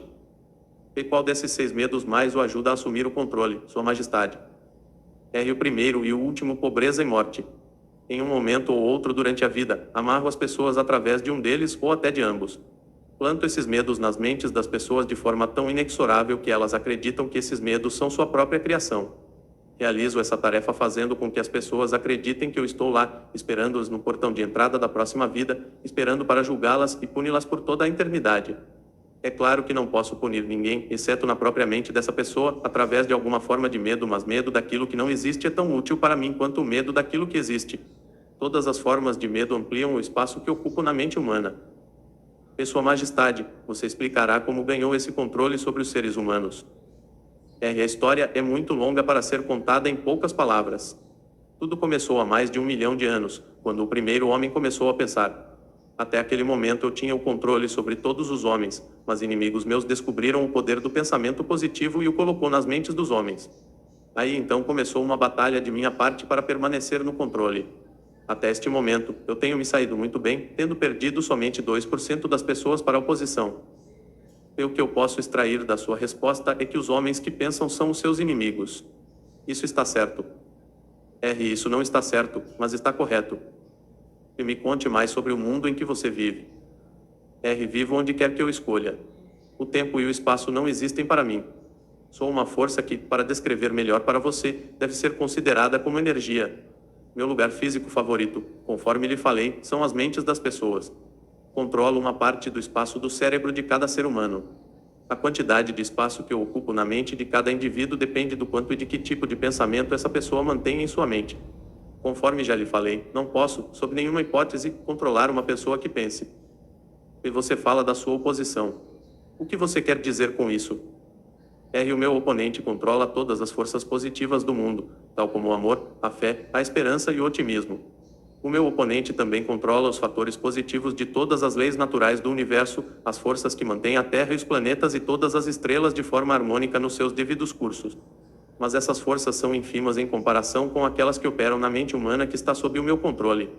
Como você pode ver, não tenho nenhuma intenção de controlar estrelas e planetas. Prefiro controlar as mentes humanas. E onde você adquiriu a sua força e de que maneira você a mantém? Adquiro a minha força me apropriando do poder da mente dos humanos, conforme eles passam pelo portal no momento de suas mortes. 98 de cada 100 que voltam para o meu plano, vindo do plano da Terra, são assumidos por mim e o poder de sua mente é acrescentado ao meu ser. Pego todos aqueles que vêm com qualquer forma de medo. Estou constantemente trabalhando, preparando as mentes das pessoas antes da morte, de tal forma que eu possa me apropriar delas quando voltarem para o meu plano. E você me dirá como você realiza efetivamente esse trabalho de preparar as mentes humanas, de tal forma que você possa ganhar o controle sobre elas. Tenho inúmeras maneiras de ganhar o controle das mentes humanas, enquanto elas ainda estão no plano da Terra. A minha maior arma é a pobreza. Eu deliberadamente desencorajo as pessoas a acumular riqueza material porque a pobreza, em si mesma, tira a habilidade dos homens de pensar e os faz uma presa fácil para mim. Outro grande aliado meu é a doença. Um corpo doente desencoraja o pensamento, aí então, tenho milhares de trabalhadores na Terra que me ajudam a ganhar o controle das mentes humanas. Tenho esses agentes estrategicamente colocados em todos os lugares, independentemente de raça, credo ou religião. E quem são os seus maiores inimigos na Terra, Sua Majestade? Todos aqueles que inspiram as pessoas a pensar e agir de acordo com as suas próprias iniciativas são meus inimigos. Homens tais como Sócrates, Confúcio, Voltaire, Emerson, Thomas Paine e Abraham Lincoln. E você também não está me fazendo nenhum bem. É verdade que você usa homens que possuem grandes riquezas. Conforme já lhe falei, a pobreza é sempre minha aliada porque ela desencoraja a livre expressão de pensamentos e encoraja o medo nas mentes dos homens. Alguns homens ricos servem a minha causa, enquanto outros me atrapalham muito, dependendo da forma como esta riqueza é utilizada. A fortuna do grande Rockefeller, por exemplo, é uma das minhas piores inimigas. E isso é interessante, Sua Majestade, você pode me contar por que você teme a fortuna dos Rockefeller mais do que as outras? O dinheiro de Rockefeller está sendo usado para isolar e conquistar a cura de doenças do corpo físico em várias partes do mundo. A doença sempre foi uma das minhas armas mais eficazes. O medo da doença só perde para o medo da pobreza. O dinheiro de Rockefeller está ajudando na descoberta de novos segredos da natureza em centenas de modos diferentes, onde todos esses meios estão sendo utilizados para ajudar homens a terem total controle sobre suas próprias mentes. Esses meios estão encorajando novos e melhores métodos de alimentação, de vestuário e habitação.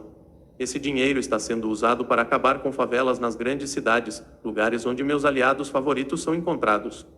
Está também financiando campanhas por governos melhores e ajudando a acabar com a desonestidade na política. Está colaborando para melhorar os padrões de negócios do mundo e encorajando homens de negócio a conduzirem suas empresas pela regra de ouro, e isso não é bom para minha causa. E o que você pode me dizer sobre garotos e garotas que as pessoas dizem que estão no caminho para o inferno? Você os controla também? Bem, eu posso responder essa questão somente com sim e não. Corrompi as mentes desses jovens os ensinando a beber e a fumar, mas eles têm me surpreendido com uma tendência muito séria de pensar por si mesmos. E você diz que corrompeu as mentes dos jovens com álcool e cigarros. Consigo entender como a bebida alcoólica pode destruir o poder do pensamento independente, mas não consigo enxergar de que forma os cigarros podem ajudar na sua causa.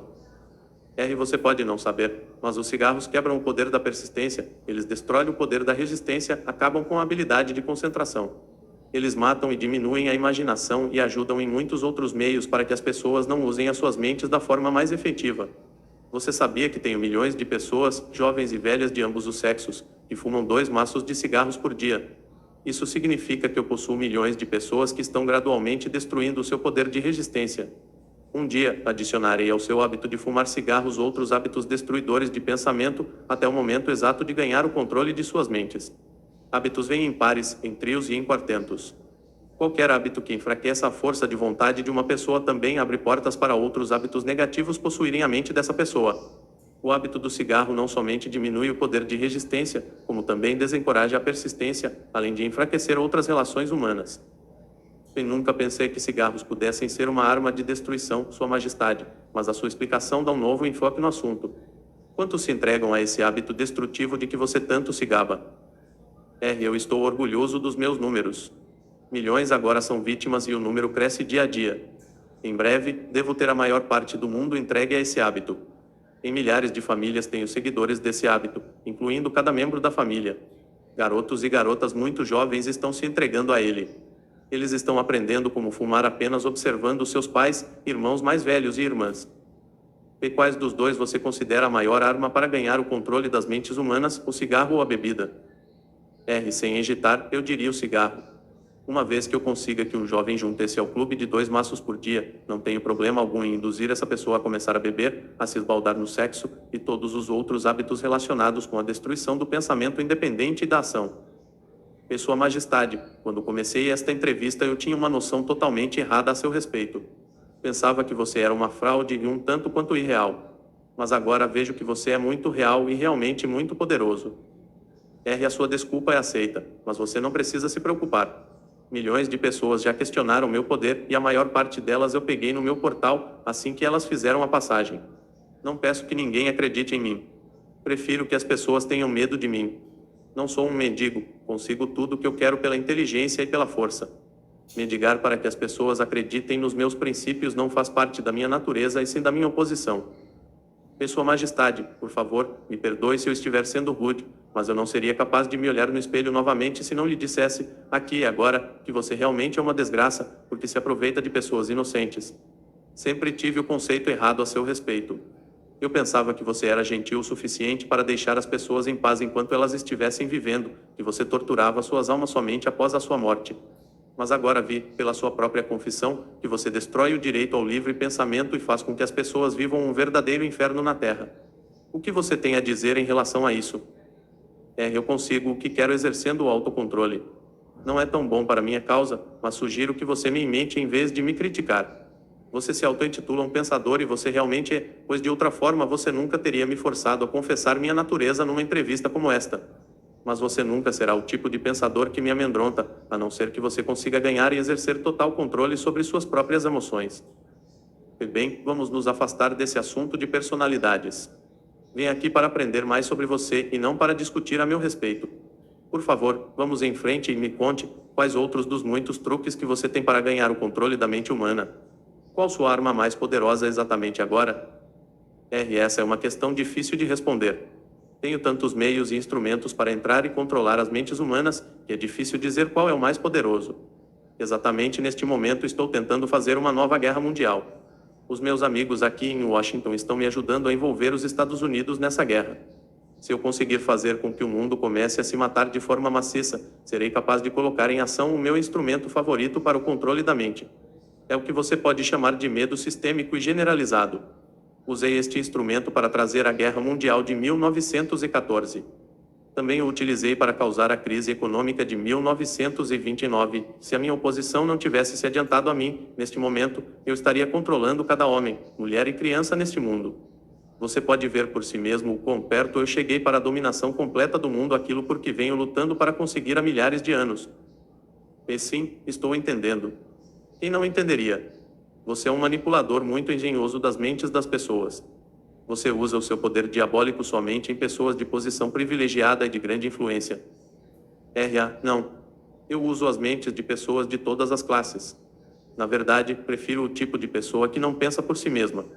Consigo manipular esse tipo de pessoa sem nenhuma dificuldade. Eu não poderia controlar 98% das pessoas do mundo se todas fossem hábeis para pensar por si mesmas. Estou interessado no bem-estar de todas aquelas pessoas que você descontrolar. Por isso desejo que você me conte todos os truques utilizados para entrar e controlar as mentes. Quero uma confissão completa, portanto, comece com seu truque mais ardiloso. Isso que você está me forçando a fazer chama-se suicídio, mas eu não tenho o que fazer. Acalme-se, colocarei em suas mãos a arma pela qual milhões de co-irmãos seus poderão se defender de mim. Capítulo 4. Alienando-se com o diabo. Diga-me primeiro qual o seu truque mais inteligente, aquele que você usa para capturar o maior número possível de pessoas. Se você me forçar a revelar esse segredo, isso significará a perda de milhões de humanos que hoje habitam o planeta Terra e ainda milhões que estão por nascer. Eu lhe imploro que me permita passar por esta questão sem respondê-la. Então, Sua Majestade, o diabo está com medo de uma simples e humilde criatura humana. Isso está certo mesmo. Certo, para mim, não está. Mas é verdade. Você não tem necessidade de roubar a minha ferramenta de trabalho mais importante. Por milhões de anos dominei as criaturas humanas através do medo e da ignorância. Aí você vem e pensa em destruir as minhas armas fazendo com que eu conte como as uso contra as pessoas. Você não se deu conta de que, se me forçar a revelar meus segredos, perderei a minha vantagem e meu poder sobre as mentes que porventura lerem esta confissão. Você não tem compaixão. Onde está o seu senso de humor? Você não sabe brincar. Pare de enrolar e comece a confessar. Quem você pensa que é para pedir compaixão se ambos sabemos que, se você pudesse, me destruiria? Quem é você para falar em senso de humor e habilidade em jogar e brincar? Logo você, que pune pessoas inocentes, utilizando-se dos seus medos e ignorâncias. O meu verdadeiro negócio aqui, se é que se pode chamar assim, é ajudar a abrir as portas das prisões autoimpostas, na qual homens e mulheres estão confinados pelos medos que você vem plantando em suas mentes.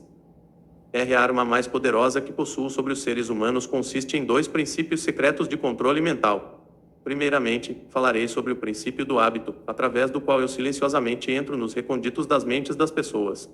Operando através desse princípio, gostaria de poder evitar o uso desta palavra, o hábito de alienar. Quando uma pessoa começa a alienar-se em qualquer assunto, ela se dirige diretamente para as portas do que vocês, seres humanos, chamam de inferno. Descreva todos os modos com que você induz as pessoas a se alienarem. Defina a palavra alienação e conte-nos exatamente o que ela significa. A melhor definição que posso dar para a palavra alienação é afirmando que todas as pessoas que pensam por si mesmas nunca se alienam, enquanto aquelas que não pensam, ou pensam o mínimo possível, são as chamadas alienadas. Um alienado é aquele que se deixa ser influenciado e controlado por circunstâncias externas à sua mente. Ele prefere deixar que ocupe a sua mente e use o seu intelecto do que ter o trabalho de pensar por si mesmo. O alienado é aquele que aceita qualquer coisa que a vida lhe oferece sem julgar ou lutar por aquilo que quer, porque na verdade ele não sabe o que quer da vida e gasta boa parte de seu tempo tentando justamente descobrir isso. Um alienado emite muitas opiniões, mas elas não são suas. A maior parte delas provém de mim. O alienado é aquele que é muito preguiçoso para usar o seu próprio cérebro. E esta é a principal razão de por que eu consigo assumir o controle de seus pensamentos e plantar as minhas ideias na sua mente. E acho que compreende bem o que é um alienado. Diga-me exatamente quais são os hábitos das pessoas que se alienam ao longo de sua existência. Comece me contando quando e como você ganha o controle da mente de uma pessoa. O controle que exerço sobre um ser humano inicia-se ainda na sua juventude. Algumas vezes, lanço as bases para o controle da mente antes ainda de a pessoa ter nascido, manipulando a mente dos seus pais. Algumas vezes, vou ainda mais longe e preparo o controle da mente desses seres humanos através do que vocês chamam de hereditariedade física. Então, conforme você pode ver, tenho 2 maneiras de entrar na mente de uma pessoa. E sim, vá em frente e descreva essas 2 portas pelas quais você entra e controla as mentes dos seres humanos. Como já afirmei, ajudo a trazer as pessoas para o seu mundo com mentes fracas, fornecendo a ela todas as fraquezas dos seus ancestrais. Você chama esse princípio de hereditariedade física. Após o nascimento, uso o que vocês seres humanos chamam de ambiente como um meio de controlá-los. É aí que entra o princípio do hábito. A mente é nada mais nada menos do que a soma de todos os hábitos. Um por um, entro na mente e estabeleço hábitos, que levam finalmente à completa e absoluta dominação. Diga-me, quais são os hábitos mais comuns pelos quais você controla as mentes das pessoas? Aqui vem um dos meus mais sábios truques, entro nas mentes das pessoas através de pensamentos que eles acreditam serem seus. Os mais úteis para mim são medo, superstição, avareza, ganância, luxúria, vingança, raiva, vaidade e preguiça. Através de um ou mais destes, consigo entrar em qualquer mente, em qualquer idade, mas consigo meus melhores resultados quando assumo o controle de uma mente ainda jovem, antes que o seu proprietário tenha aprendido a fechar alguma dessas 9 portas. Então, estabeleço hábitos que mantêm essas portas abertas para sempre. Estou começando a entender os seus métodos. Agora vamos voltar para o hábito de alienar-se. Conte-nos sobre esse hábito que você diz ser o seu melhor truque para controlar as mentes das pessoas. Como disse antes, faço com que as pessoas comecem a alienar-se ainda durante a sua juventude. Eu as induzo a alienarem-se por meio das escolas, sem elas saberem que ocupação elas desejam seguir na vida. Aqui, pego a maioria das pessoas, tal como os hábitos. Aliene-se em uma direção e em breve você estará alienado em todos os segmentos. Também uso hábitos do meio para me darem o controle definitivo das minhas vítimas. Entendo. Faz parte do seu negócio treinar crianças no hábito de alienar-se, induzindo-os a ir para a escola sem propósito ou objetivo. Agora, me conte alguns dos seus outros truques pelos quais você faz as pessoas alienarem-se. Bem, meu segundo melhor truque em desenvolver o hábito de alienar-se é um que coloco em operação em conjunto com pais, professores e instrutores religiosos. Eu o previno a não me forçar a mencionar esse truque, não o revele. Se você o fizer, você será odiado pelos cotrabalhadores que me ajudam a usá-lo. Se você publicar essa confissão em forma de um livro, o seu livro será barrado das escolas. Ele certamente irá para a lista negra da maioria dos religiosos, ele será escondido das crianças por muitos pais, os jornais não ousarão fazer resenhas de seu livro. Milhões de pessoas odiarão por escrever este livro. Na verdade, ninguém gostará de você ou do seu livro, exceto aqueles que pensam, e você sabe como poucos são desse tipo. Meu conselho para você é que deixe passar a revelação desse segundo truque. Então, para o meu próprio bem, você deseja que eu mantenha escondida a revelação do seu segundo melhor truque. Ninguém gostará do meu livro, exceto aqueles que pensam, é isso. Muito bem, vá em frente e responda. Você se arrependerá disso, senhor humano. Mas você será alvo de piada. Devido a esse seu erro, você transferirá a atenção de mim para você. Meus cotrabalhadores, que são milhões, esquecerão de mim e odiarão por revelar os meus métodos, que eles pensam serem seus. E não se preocupe comigo. Conte-me tudo sobre esse seu segundo melhor truque, com o qual você induz as pessoas a alienarem-se com você para o inferno. Meu segundo melhor truque não é segundo, na verdade. É o primeiro. É o primeiro porque sem ele eu jamais ganharia o controle dos jovens. Pais, professores, instrutores religiosos e muitos outros adultos, sem terem consciência disso, servem à minha causa ajudando-me a destruir o hábito de fazer as crianças pensarem por si mesmas. Eles fazem o seu trabalho de várias formas, nunca suspeitando do que eles estão fazendo na mente das crianças ou a real causa dos erros dos pequenos. Eu mal posso acreditar em você, Sua Majestade. Eu sempre acreditei que os melhores amigos das crianças fossem aqueles mais próximos a elas, seus pais, seus professores e seus instrutores religiosos. Onde as crianças iriam sem esses guias de que elas dependem tanto e que são responsáveis por elas? Aí que entra a minha sabedoria. Esta é a explicação exata de como controlo 98% das pessoas do mundo. Assumo o controle das pessoas durante sua juventude, antes que eles possuam o controle de suas próprias mentes, usando aqueles que são responsáveis por elas. Preciso especialmente da ajuda daqueles que ministram instruções religiosas às crianças, porque é aqui que eu acabo com o pensamento independente e começo o hábito da alienação, confundindo as mentes das pessoas com ideias que não são provadas e que têm a ver com um mundo de que elas não conhecem nada. É também aqui que eu planto nas mentes das crianças o maior de todos os medos, o medo do inferno. Entendo que é muito fácil para você assustar as crianças com ameaças do inferno. Mas como você consegue fazer com que elas continuem a temer você e o seu inferno após elas tornarem-se adultas e pensarem por si mesmas? As crianças crescem, mas nem sempre aprendem a pensar por si mesmas. Uma vez que eu consiga capturar a mente de uma criança através do medo, enfraqueço a habilidade dessa criança de pensar racionalmente e também de pensar por si mesma. E essa fraqueza ela carrega durante toda a sua vida. E contaminar a mente de uma criança antes que ela tenha total controle sobre si mesma não seria tomar para si uma vantagem desleal. Os fins justificam os meios. Sendo assim, é justo. Não tenho essas limitações idiotas de certo e errado. O que me importa é o poder. Uso toda e qualquer fraqueza humana que conheço para ganhar e manter o controle da mente. Entendo a sua natureza diabólica e agora vamos voltar e discutir mais sobre os métodos que você utiliza para induzir as pessoas a alienarem-se, transformando suas vidas em um inferno na Terra. Pela sua confissão, entendi que você toma as mentes das crianças enquanto elas são muito jovens e vulneráveis. Agora, me conte como você usa pais, professores e líderes religiosos para provocar alienação nas pessoas.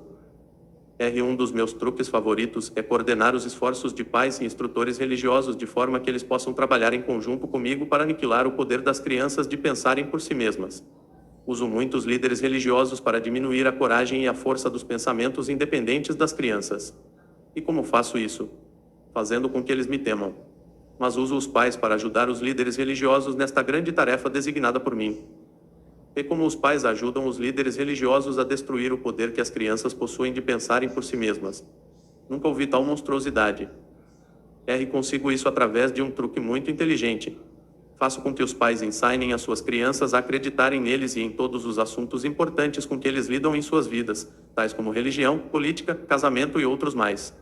Dessa forma, como você pode ver, quando eu ganho o controle da mente de uma pessoa, consigo facilmente perpetuar o controle fazendo com que essa pessoa me ajude a ganhar a mente de seus filhos. E de que outras formas você usa os pais para transformarem os seus filhos em alienados? Faço com que as crianças se tornem alienadas simplesmente fazendo seguirem o exemplo de seus pais, dos quais a maioria eu já tenho o controle e os tenho como ajudantes internos da minha causa. Em algumas partes do mundo, ganho a mente das crianças e subjugo a sua força de vontade exatamente da mesma maneira que os homens conseguem domesticar animais de pouca inteligência. Não faz nenhuma diferença para mim de que forma a vontade de uma criança é subjugada, contanto que ela tenha algum tipo de medo. Entrarei nessa mente através do medo e limitarei o seu poder de pensar independentemente. E me parece que você faz qualquer coisa para que as pessoas não pensem. Sim. Pensamento disciplinado e organizado significa morte para mim. Não consigo existir nas mentes daqueles que pensam de forma apurada. Não me importa o que as pessoas pensem, desde que elas pensem com foco no medo, no desencorajamento, no desespero e na destruição. Quando elas começam a pensar de forma construtiva em termos de fé, coragem, esperança e com propósitos definidos, elas imediatamente se tornam aliadas da minha oposição e, consequentemente, eu as perco. Estou começando a entender como você ganha o controle das mentes das crianças através da ajuda de seus pais e instrutores religiosos, mas não vejo como professores podem ajudá-lo nesse trabalho tão tenebroso. Os professores me ajudam a ganhar o controle das mentes das crianças não tanto pelo que ensinam a elas, mas muito mais pelo que eles não ensinam. Todo o sistema de escolas é administrado de forma a, estrategicamente, ensinar às crianças quase tudo, exceto como usarem as suas mentes a pensarem de forma independente. Vivo sempre com medo de que algum dia alguma pessoa corajosa reverterá esse sistema de ensino e decretará a morte da minha causa, permitindo que os estudantes se tornem instrutores e usando aqueles que hoje servem como professores somente como guias para ajudarem as crianças a estabelecerem modos e recursos para desenvolverem as suas próprias mentes, começando pelo seu próprio interior. Quando esse tempo chegar, os professores não mais pertencerão à minha equipe. Eu tinha a impressão de que o objetivo de todas as escolas era ajudar as crianças a pensarem. Esse pode ser o objetivo das escolas, mas o sistema, em muitas das escolas do mundo, não consegue atingir essa meta. As crianças da escola são ensinadas não a desenvolver e usar as suas próprias mentes, mas se adotar e usar os pensamentos de outros. Esse tipo de escola destrói a capacidade de pensamento independente, exceto em alguns casos raros, em que crianças definitivamente têm que contar somente com a sua força de vontade e assim conseguem manter o seu próprio modo de pensar. Pensamento apurado é o negócio da minha oposição, não o meu. E qual a relação, se há alguma, entre a sua oposição e os lares, as escolas e as igrejas? A sua resposta a essa questão deve ser interessante. É aqui que eu faço uso de alguns dos meus mais sábios truques. Faço com que tudo que é feito pelos pais, pelos professores e pelos instrutores religiosos pareça ter sido feito pela minha oposição. Isso tira o foco de mim enquanto manipulo as mentes dos jovens. Quando os instrutores religiosos tentam ensinar às crianças as virtudes da minha oposição, geralmente o fazem assustando-os com meu nome. Isso é tudo que peço deles. Fomento a chama do medo de tal forma que o poder de pensar de forma apurada da criança fica comprometido. Nas escolas, os professores aprofundam a minha causa mantendo as crianças tão ocupadas decorando informações não essenciais em suas mentes que eles não têm a oportunidade de pensar ordenadamente ou de analisar corretamente as coisas que lhes são ensinadas. E você considera, a favor da sua causa, todos aqueles que são pegos no hábito de alienar-se? Não. Alienar-se é somente um dos meus truques, através do qual assumo o poder que seria do pensamento independente. Antes que um alienado se torne propriedade permanente minha, devo guiá-lo e fisgá-lo com outro truque. Contarei a você sobre esse outro truque depois que eu finalizar a descrição dos meus métodos de converter as pessoas em alienados. Isso significa então que você possui um método pelo qual você faz as pessoas se alienarem de tal forma que o seu poder de autodeterminação fica totalmente comprometido, impedindo-as de buscar a sua própria salvação. Sim, um método definitivo. E é tão efetivo que nunca falha. Entendo que você diz que o seu método é tão poderoso que a sua oposição não consegue resgatar aqueles que você fegou pelo hábito da alienação. É exatamente isso que estou dizendo. Você acha que eu controlaria tantas pessoas se a minha oposição pudesse evitar isso? Nada pode me deter de controlar as pessoas, exceto as próprias pessoas. Nada pode me parar, exceto o poder do pensamento apurado. Pessoas que pensam de forma apurada não se alienam em nenhum assunto. Elas reconhecem o poder de suas próprias mentes. Além disso, elas assumem o poder de suas mentes e não permitem que nada, nem ninguém, possa influenciá-las. E vá em frente e conteme mais dos seus métodos, pelos quais você faz as pessoas alienarem-se para o inferno com você. Faço com que as pessoas se alienem em todos os assuntos em que eu possa controlar o pensamento independente e a ação. Pegue, por exemplo, o tema saúde. Faço com que a maioria das pessoas coma muita comida e o tipo errado de comida. Isso leva à indigestão e à obesidade e destrói o poder do pensamento apurado. Se as escolas e igrejas ensinassem às crianças maneiras mais sadias de alimentar-se, elas causariam um dano irreparável à minha causa. Casamento, faço com que homens e mulheres alienem-se em seus casamentos sem planos ou objetivos delineados para converter o relacionamento em harmonia. Aqui está um dos meus mais efetivos métodos de converter as pessoas ao hábito de alienar-se. Faço com que pessoas casadas discutam e briguem sobre assuntos financeiros. Eu as faço brigar e desentender-se sobre a forma de educar as crianças. Faço com que eles entrem em controvérsias desagradáveis sobre seus próprios assuntos íntimos e em desacordos sobre amigos e atividades sociais. Eu os mantenho tão ocupados procurando falhas um no outro que eles nunca têm tempo suficiente para fazer qualquer coisa que pudesse quebrar o hábito da alienação. Profissão: ensino as pessoas a tornarem-se alienadas fazendo com que elas abandonem as escolas para pegar o primeiro emprego que acham, sem nenhum plano ou objetivo definido, sem nenhuma meta ou propósito, exceto a sobrevivência. Através desse truque, mantenho milhões de pessoas tomadas pelo medo da pobreza durante todas suas vidas. Através desse medo, eu as guio lentamente, mas sempre para frente, até o ponto em que nenhum indivíduo consegue quebrar o hábito da alienação. Poupança: faço com que as pessoas gastem deliberadamente e que economizem o mínimo ou nada, até que eu as tenho totalmente sob controle pelo medo da pobreza. Ambiente: faço com que as pessoas alienem-se em ambientes desarmoniosos e desagradáveis em seus lares, nos lugares onde trabalham, nos seus relacionamentos com parentes e desconhecidos, e faço com que eles fiquem nesses ambientes até que eu os tenha sob controle, no hábito da alienação. Pensamentos dominantes: faço com que as pessoas alienem-se caindo no hábito de pensar negativamente. Isso leva a atos negativos e envolve as pessoas em controvérsias e preenche as suas mentes com temores, pavimentando, dessa forma, o caminho para eu entrar e controlar as suas mentes. Quando entro, faço com que as pessoas pensem que esses pensamentos negativos são criações suas. Planto as sementes do pensamento negativo nas mentes das pessoas através do púlpito das igrejas, dos jornais, dos filmes, do rádio e de todos os outros meios de que a mídia se utiliza para chegar até a mente. Faço com que as pessoas me permitam tomar conta de seus pensamentos porque elas estão muito preguiçosas ou muito indiferentes para pensarem por si mesmas. E concluo, pelo que você diz, que alienação e procrastinação são a mesma coisa. É verdade. Sim, isso é verdade. Qualquer hábito que leve uma pessoa a procrastinar de tal forma que a pessoa deixe para depois tomar uma decisão definitiva conduz ao hábito da alienação. O homem é a única criatura que se aliena. Sim. Todas as outras criaturas movem-se de acordo com leis definidas pela natureza. O homem sozinho desafia as leis da natureza e aliena-se quando quer. Tudo que ocorre fora das mentes dos homens é controlado pela minha oposição, por leis tão claras e definidas que se alienar é impossível. Controlo as mentes dos homens somente devido aos seus hábitos de se alienarem, que é outra maneira de dizer que controlo as suas mentes somente porque eles negligenciam e recusam-se a controlar e usar as suas próprias mentes. E isso está ficando uma coisa muito profunda para um mero ser humano. Vamos voltar para a discussão de algo menos abstrato. Por favor, me diga como o hábito da alienação afeta as pessoas no dia a dia da vida e diga-me também de que forma uma pessoa mediana conseguiria entender. Eu preferiria manter esta entrevista entre as estrelas em alto nível. E não tenho dúvida que você preferiria. Isso o pouparia de ficar exposto. Mas vamos voltar para a Terra. Diga-me agora o que o hábito da alienação está fazendo para nós, como nação aqui nos Estados Unidos.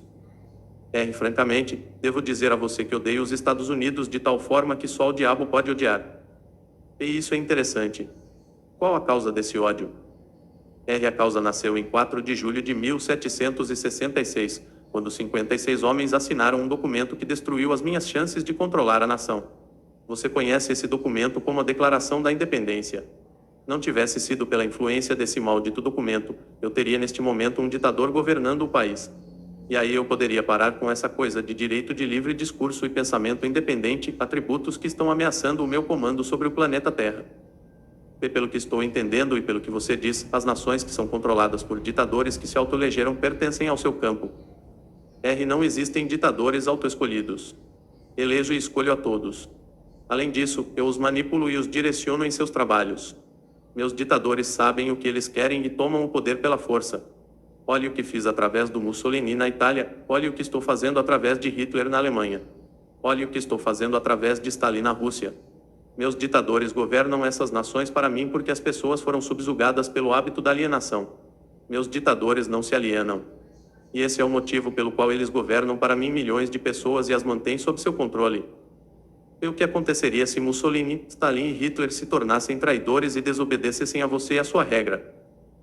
Isso não acontecerá porque eu os tenho à custa de uma propina bem paga.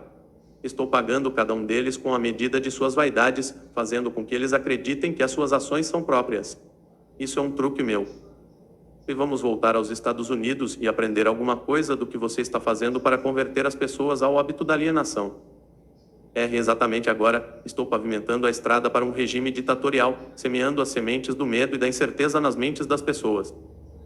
É através de quem você está realizando o seu trabalho? Principalmente através do presidente Franklin D. Roosevelt. Estou destruindo a sua influência com as pessoas, fazendo com que ele se aliene na questão de trabalhar um acordo entre empregadores e seus empregados. Se eu conseguir induzi-lo a alienar-se por mais um ano, ele será tão fortemente desacreditado que eu poderei entregar o país a um ditador. Se o presidente continuar a alienar-se, eu paralisarei a liberdade pessoal nos Estados Unidos, do mesmo jeito que eu destruí na Espanha, na Itália, na Alemanha e na Inglaterra. E o que você está dizendo leva-me a uma conclusão de que se alienar é uma fraqueza que inevitavelmente acaba em fracasso, seja por indivíduos ou nações. É isso que você prega. Alienar-se é a causa mais comum de fracasso em qualquer momento da vida. Consigo controlar qualquer um que eu possa induzir a formar o hábito da alienação, seja qual for a área de atuação. As razões para isso são duas. Primeira, o alienado fica tão vulnerável que consigo moldá-lo com as minhas próprias mãos e dar a forma que eu escolher a ele. Isso tudo porque a alienação destrói o poder da iniciativa individual. Segunda, o alienado não consegue buscar ajuda da minha oposição, porque a oposição não é atraída por nada que seja leve e inútil. É por isso que poucas pessoas são ricas, enquanto que a maioria das pessoas é pobre. Essa é exatamente a razão. A pobreza, tal como a doença, é contagiosa. Você sempre vai encontrar a pobreza entre os alienados, nunca entre aqueles que sabem o que querem e estão determinados a conseguir. Talvez possa significar alguma coisa para você quando chamo a sua atenção para o fato de que aqueles que nunca se alienam, que são os mesmos que eu não controlo, são aqueles que possuem as maiores riquezas deste mundo. Eles acabam sendo as mesmas pessoas, as que não se alienam, que não controlam e acabam tornando-se ricos, muito ricos. E sempre entendi que o dinheiro era a raiz de todo o mal, que os pobres e desafortunados herdariam o céu, enquanto os ricos inevitavelmente acabariam em suas mãos. O que você tem a dizer dessa crença? Os homens que sabem como conseguir as coisas materiais desta vida geralmente sabem também como manter-se longe do alcance das mãos do diabo. A habilidade de adquirir coisas é contagiosa. Os alienados adquirem nada, exceto aquilo que ninguém quer. Se mais pessoas tivessem metas definidas e desejos ardentes por riquezas materiais e espirituais, eu teria menos vítimas. Eu presumo, pelo que você diz, que você não é parceiro dos principais líderes industriais. Evidentemente, eles não são seus amigos. Amigos meus. Eu lhe direi que tipo de amigos eles são. Eles ligaram todo o país com boas estradas, trazendo assim certa comunhão entre as pessoas da cidade e do campo. Converteram minérios em aço com os quais construíram os esqueletos de grandes arranha-céus. Proveram energia elétrica e extraíram dela milhares de usos. Tudo isso deu mais tempo para o homem pensar. Eles proveram também, através da fabricação do automóvel, o acesso das pessoas mais humildes e deram a todos a liberdade de viajar. Esses líderes também proveram cada casa com notícias ao vivo, mostrando acontecimentos de todas as partes do mundo através do rádio. Espalharam bibliotecas em todas as cidades e as preencheram com livros, possibilitando a todos o acesso, uma noção completa dos principais conhecimentos adquiridos até o momento. Eles deram aos cidadãos mais humildes o direito de expressar suas próprias opiniões sobre qualquer assunto, a qualquer hora, em qualquer lugar, sem medo de serem molestados. Também trabalharam para que cada cidadão pudesse ajudar a fazer as suas próprias leis, escolher os seus próprios impostos e pudesse administrar o seu próprio país através das eleições diretas. Essas foram algumas das coisas que os líderes industriais fizeram para dar a cada cidadão o privilégio de tornar-se um não alienado. Você acha que esses homens ajudaram na minha causa? E quem são alguns dos não alienados nos dias de hoje sobre os quais você não tem controle? Não tenho controle sobre nenhum não alienado, seja nos dias de hoje, seja no passado. Controla os fracos, não aqueles que pensam por si mesmos. E vá em frente e descreva um típico alienado. Dê a sua descrição ponto a ponto, de forma que eu possa reconhecer um alienado quando estiver próximo de um. A primeira coisa que você notará em um alienado é a sua total falta de propósito sobre a vida. A sua falta de autoconfiança será evidente. Ele nunca conquistará nada através do pensamento e do esforço. Ele gasta tudo o que ganha e gasta ainda mais se consegue crédito. Ele ficará doente ou debilitado por alguma causa real ou imaginária, e clamará aos céus ao sofrer a menor dor física. Ele terá pouca ou nenhuma imaginação. Ele não terá entusiasmo nem iniciativa para começar qualquer coisa que não seja forçado a fazer e expressará claramente a sua fraqueza pegando o atalho de tudo que puder. Ele terá um temperamento explosivo e total falta de controle sobre suas emoções. A sua personalidade será sem magnetismo e não atrairá nenhuma pessoa à sua volta. Ele terá muitas opiniões sobre muitas coisas, mas nenhum tipo de conhecimento apurado sobre nada. Ele normalmente diz saber tudo de tudo, mas não é bom em nada. Ele se negará a cooperar com aqueles que estão à sua volta, mesmo aqueles que possam depender de seu trabalho para comida e abrigo. Ele cometerá os mesmos erros, várias e várias vezes, nunca tirando proveito do fracasso. Ele terá uma mente limitada e intolerante em todos os aspectos, sempre pronto a crucificar todos aqueles que estiverem em desacordo com ele. Ele esperará tudo dos outros, mas estará disposto a dar pouco ou nada em troca. Ele começa várias coisas, mas não termina nada. Ele será taxativo na condenação do seu governo, mas ele nunca lhe dirá definitivamente como a gestão pode ser melhorada.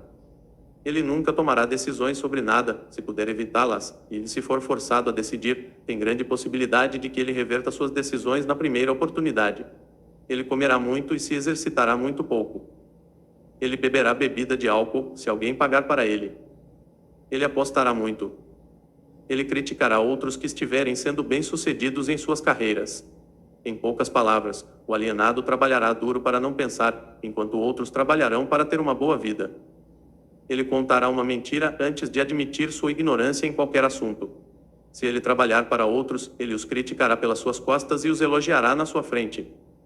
E você acabou de me dar uma descrição gráfica do alienado. Por favor, me dê uma descrição do não alienado de forma que eu possa reconhecê-lo logo de cara. O primeiro sinal de um não alienado é este.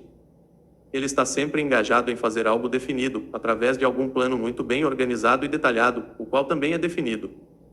Ele tem um objetivo maior na vida, no qual ele está sempre trabalhando, e muitos outros menores objetivos, todos os quais o levam ao seu esquema estratégico central. O tom da sua voz, a rapidez do seu passo, o brilho dos seus olhos, a rapidez de suas decisões claramente marcam-no como uma pessoa que sabe exatamente o que quer e está determinada a consegui-lo, não importa quanto tempo possa levar ou o preço que tenha que pagar. Se você fizer questionamentos a ele, ele lhe dará respostas diretas e nunca cairá em contradições nem invasões ou subterfúgios, seja qual for o assunto. Ele fará muitos favores a outros, mas quase não aceita favores em troca. Ele sempre será achado de frente para o campo de batalha, não importa se for jogando um jogo ou lutando uma guerra. Se ele não souber as respostas, ele dirá francamente que não sabe. Ele possui uma ótima memória. Ele nunca oferece um álibi para suas deficiências. Ele nunca culpa os outros por seus erros, mesmo que eles mereçam. Ele costumava ser conhecido como um guerreiro, mas em tempos modernos é chamado de Midas. Você o encontrará administrando o maior negócio da cidade, morando na melhor rua, dirigindo o melhor automóvel e fazendo sua presença ser sentida onde quer que ele esteja. Ele é uma inspiração para todos aqueles que entram em contato com sua mente. A característica mais marcante que distingue um não alienado é esta: ele possui uma mente totalmente sua e a usa para alcançar todos os seus objetivos. E por acaso o não alienado nasce com algum tipo de vantagem mental, física ou espiritual, que não seja disponível para o alienado? Não. A maior diferença entre o alienado e o não alienado é algo igualmente disponível para ambos. É simplesmente a prerrogativa certa de cada um usar a sua própria mente e pensar por si mesmo. E que tipo de mensagem curta você mandaria para um típico alienado se você por algum acaso desejar curá-lo desse hábito diabólico? Eu o aconselharia a acordar e dar. E dar o quê? Alguma forma de serviço útil para o máximo possível de pessoas. Então o não alienado supostamente deve dar? Sim, isso é o que é esperado dele e ele deve dar antes de receber. E algumas pessoas duvidam da sua existência. Eu não me preocuparia com isso se fosse você. Aqueles que estão prontos para serem convertidos do hábito de alienar-se reconhecerão a autenticidade desta entrevista pela qualidade dos conselhos que estou dando. Os outros eu não perderia tempo em tentar convertê-los. E por que você não tenta me dissuadir e fazer com que eu pare a publicação desta confissão que eu estou arrancando de você? Porque esta seria a maneira mais certa para garantir a sua publicação. Tenho um plano melhor do que tentar suprimir a publicação desta confissão. Apressarei você para ir em frente e então sentarei e assistirei você sofrer quando alguns dos meus alienados de fé começarem a tornar a sua vida difícil. Eu não precisarei negar a sua história. Os meus seguidores farão isso por mim. Aguarde e verá. Capítulo 5. A confissão continua. E se esta sua confissão parasse exatamente aqui, todas as suas afirmações seriam perfeitas, mas, felizmente para milhões de suas vítimas que ganharão a liberdade devido à sua confissão, esta entrevista continuará até que você tenha me fornecido a arma que eventualmente ajudará milhões de pessoas a combaterem a sua dominação através dos seus medos e superstições. Lembre-se, Sua Majestade, a sua confissão recém começou. Depois que eu arrancar de você uma descrição completa de todos os métodos pelos quais você controla as pessoas, eu o forçarei também a dar a fórmula pela qual seu controle poderá ser quebrado por vontade própria. É verdade que não estarei aqui tempo suficiente para derrotá-lo, mas as palavras publicadas que deixarei serão imortais porque elas contêm a verdade. Você não teme a oposição de nenhum indivíduo, pois sabe que será por um breve período de tempo, mas teme a verdade. Você tem medo da verdade e nada mais, pois a verdade lentamente, mas de forma definitiva, vai dar aos seres humanos a liberdade de todos os tipos de medo. Sem a arma do medo você seria inofensivo e completamente incapaz de controlar qualquer ser humano. Isso é verdadeiro ou falso? Não tenho alternativa senão admitir que o que você disse é verdade. E agora que nos entendemos, vamos em frente com a sua confissão. Mas, antes de nós continuarmos, aproveitarei o tempo para tirar uma dúvida muito pessoal minha. Eu lhe farei apenas uma pergunta, e a resposta me trará toda a satisfação que eu quero. Não é verdade que você controla somente as mentes daqueles que se permitiram cair no hábito da alienação? Sim, é verdade. Eu já admiti essa verdade uma dúzia ou mais de vezes. Por que você me perturba tanto repetindo essa mesma questão? É poder na repetição. Eu estou forçando você a repetir os pontos principais da sua confissão de muitos modos diferentes e tantos quantos possíveis, de tal forma que as suas vítimas possam ler esta entrevista e determinar a sua profundidade pelas suas próprias experiências com você. Esse é um dos meus pequenos truques. Você aprova o meu método. Você não poderia estar preparando uma armadilha para mim com o objetivo de conseguir algo mais poderoso. Ou poderia? Estou fazendo as perguntas e você está respondendo. Vá em frente agora e confesse porque você não tem poderes suficientes para me parar de fazê-lo confessar. Quero a sua confissão para ajudar e confortar todas as suas vítimas, as quais eu intenciono libertar do seu controle no exato momento em que elas lerem a sua confissão. Estou sem poderes para influenciar ou controlar você, simplesmente porque você encontrou o principal segredo para o meu reino. Você sabe que existo somente nas mentes das pessoas que possuem medos. Você sabe que controlo somente os alienados, que se negam a usar as suas próprias mentes. Você sabe que o meu inferno é aqui mesmo na Terra e não no mundo que vem após a morte. E você também sabe que os alienados fornecem todo o fogo que eu uso no meu inferno. Você sabe que sou um princípio ou forma de energia que expressa o lado negativo da matéria ou da energia, e que não sou uma pessoa com um garfo e um rabo com tudo. Você tornou-se o meu mestre porque superou todos os seus medos. Por último, você sabe que pode liberar todas as vítimas humanas que contatar, e esse conhecimento definido é que fará o maior estrago na minha estratégia de dominação. Não consigo controlá-lo porque você descobriu a sua própria mente e assumiu o controle dela. Até aí, senhor humano, esta confissão deverá alimentar a sua vaidade até um ponto crítico. Este último dardo foi desnecessário. O tipo de conhecimento que utilizei para superar você não se autocontamina com a indulgência vulgar da vaidade. A verdade, se esta é a única coisa no mundo que consegue manter-se acima de qualquer coisa. Agora vamos continuar com a sua confissão. O que é de errado com o princípio da basulação? Você usa ou não? R. Seu uso. Obviamente, a basulação é uma das minhas armas mais úteis. Com este instrumento mortal eu fiego os peixes grandes e os pequenos. E a sua admissão me interessa. Vá em frente agora e me conte como você faz uso da basulação. R. Eu faço uso dela de tantas formas que é difícil saber por onde começar. Estou avisando. Antes de eu responder em detalhes, que, se você publicar as minhas respostas, você trará para si mesmo uma avalanche de ridicularidades na sua própria cabeça. Eu assumirei a responsabilidade. Prossiga. R. Bem, devo admitir aqui que você encontrou o maior segredo de como converto as pessoas para o hábito da alienação. E essa é uma admissão considerável. Vá em frente com a sua confissão e não desvie do assunto da basulação. Sem mais conversas colaterais e sem mais enrolações neste momento, me conte tudo sobre como você usa a basulação para ganhar o controle sobre as pessoas. R. A basulação é uma isca de valor incomparável a todos aqueles que desejam ganhar o controle sobre as outras pessoas. Ela carrega em si qualidades atrativas para outras pessoas porque opera através de duas das mais comuns das fraquezas humanas, a vaidade e o egocentrismo. Há certa quantia de vaidade e egocentrismo em todas as pessoas. Em algumas pessoas, essas qualidades são tão salientes que elas literalmente servem como uma corda pela qual alguém pode amarrar-se. A melhor de todas as cordas é a basulação. A basulação é a isca-chave pela qual homens seduzem mulheres. Algumas vezes, na verdade, frequentemente, mulheres usam a mesma isca para ganhar o controle dos homens, especialmente os homens que não são dominados pelo apelo sexual. Ensino o seu uso tanto para os homens quanto para as mulheres. A basulação é também a principal isca com que os meus agentes ganham a confiança das pessoas de quem eles procuram as informações necessárias para prosseguir na sua missão. Onde quer que alguém pare para alimentar a sua vaidade pela basulação, lá estou eu colocando o primeiro tijolo para construir mais um alienado. Não alienados não são facilmente alvos da basulação. Inspiro pessoas a usarem a basulação em todas as relações humanas onde seu uso é possível, porque todos aqueles que são influenciados pela basulação tornam-se vítimas fáceis do hábito da alienação. E você consegue controlar qualquer um que seja suscetível à basulação. R. Muito facilmente. Como eu já disse, a basulação é de grande importância em tornar as pessoas presas fáceis ao hábito da alienação. E com que idade as pessoas são mais suscetíveis à basulação? R. Idade não tem nada a ver com a susceptibilidade à basulação.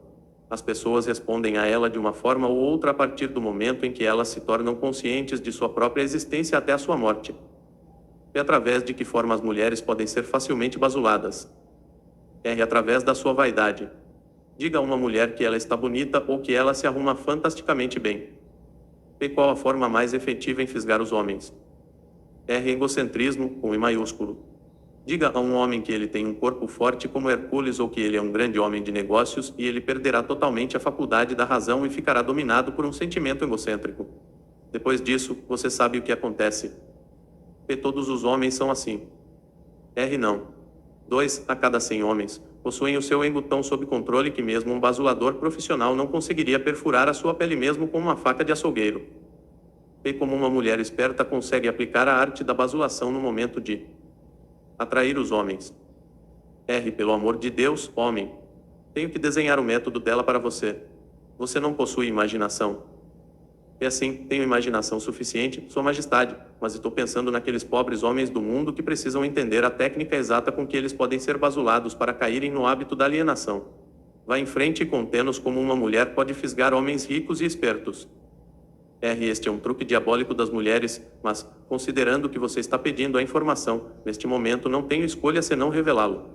As mulheres influenciam os homens através de uma técnica que consiste basicamente em, primeiro, na habilidade de forjar um tom de voz suave e quase infantil, segundo, na habilidade de fechar seus olhos em uma posição semicerrada, hipnotizando os homens. E isso é tudo o que há no mundo da basulação.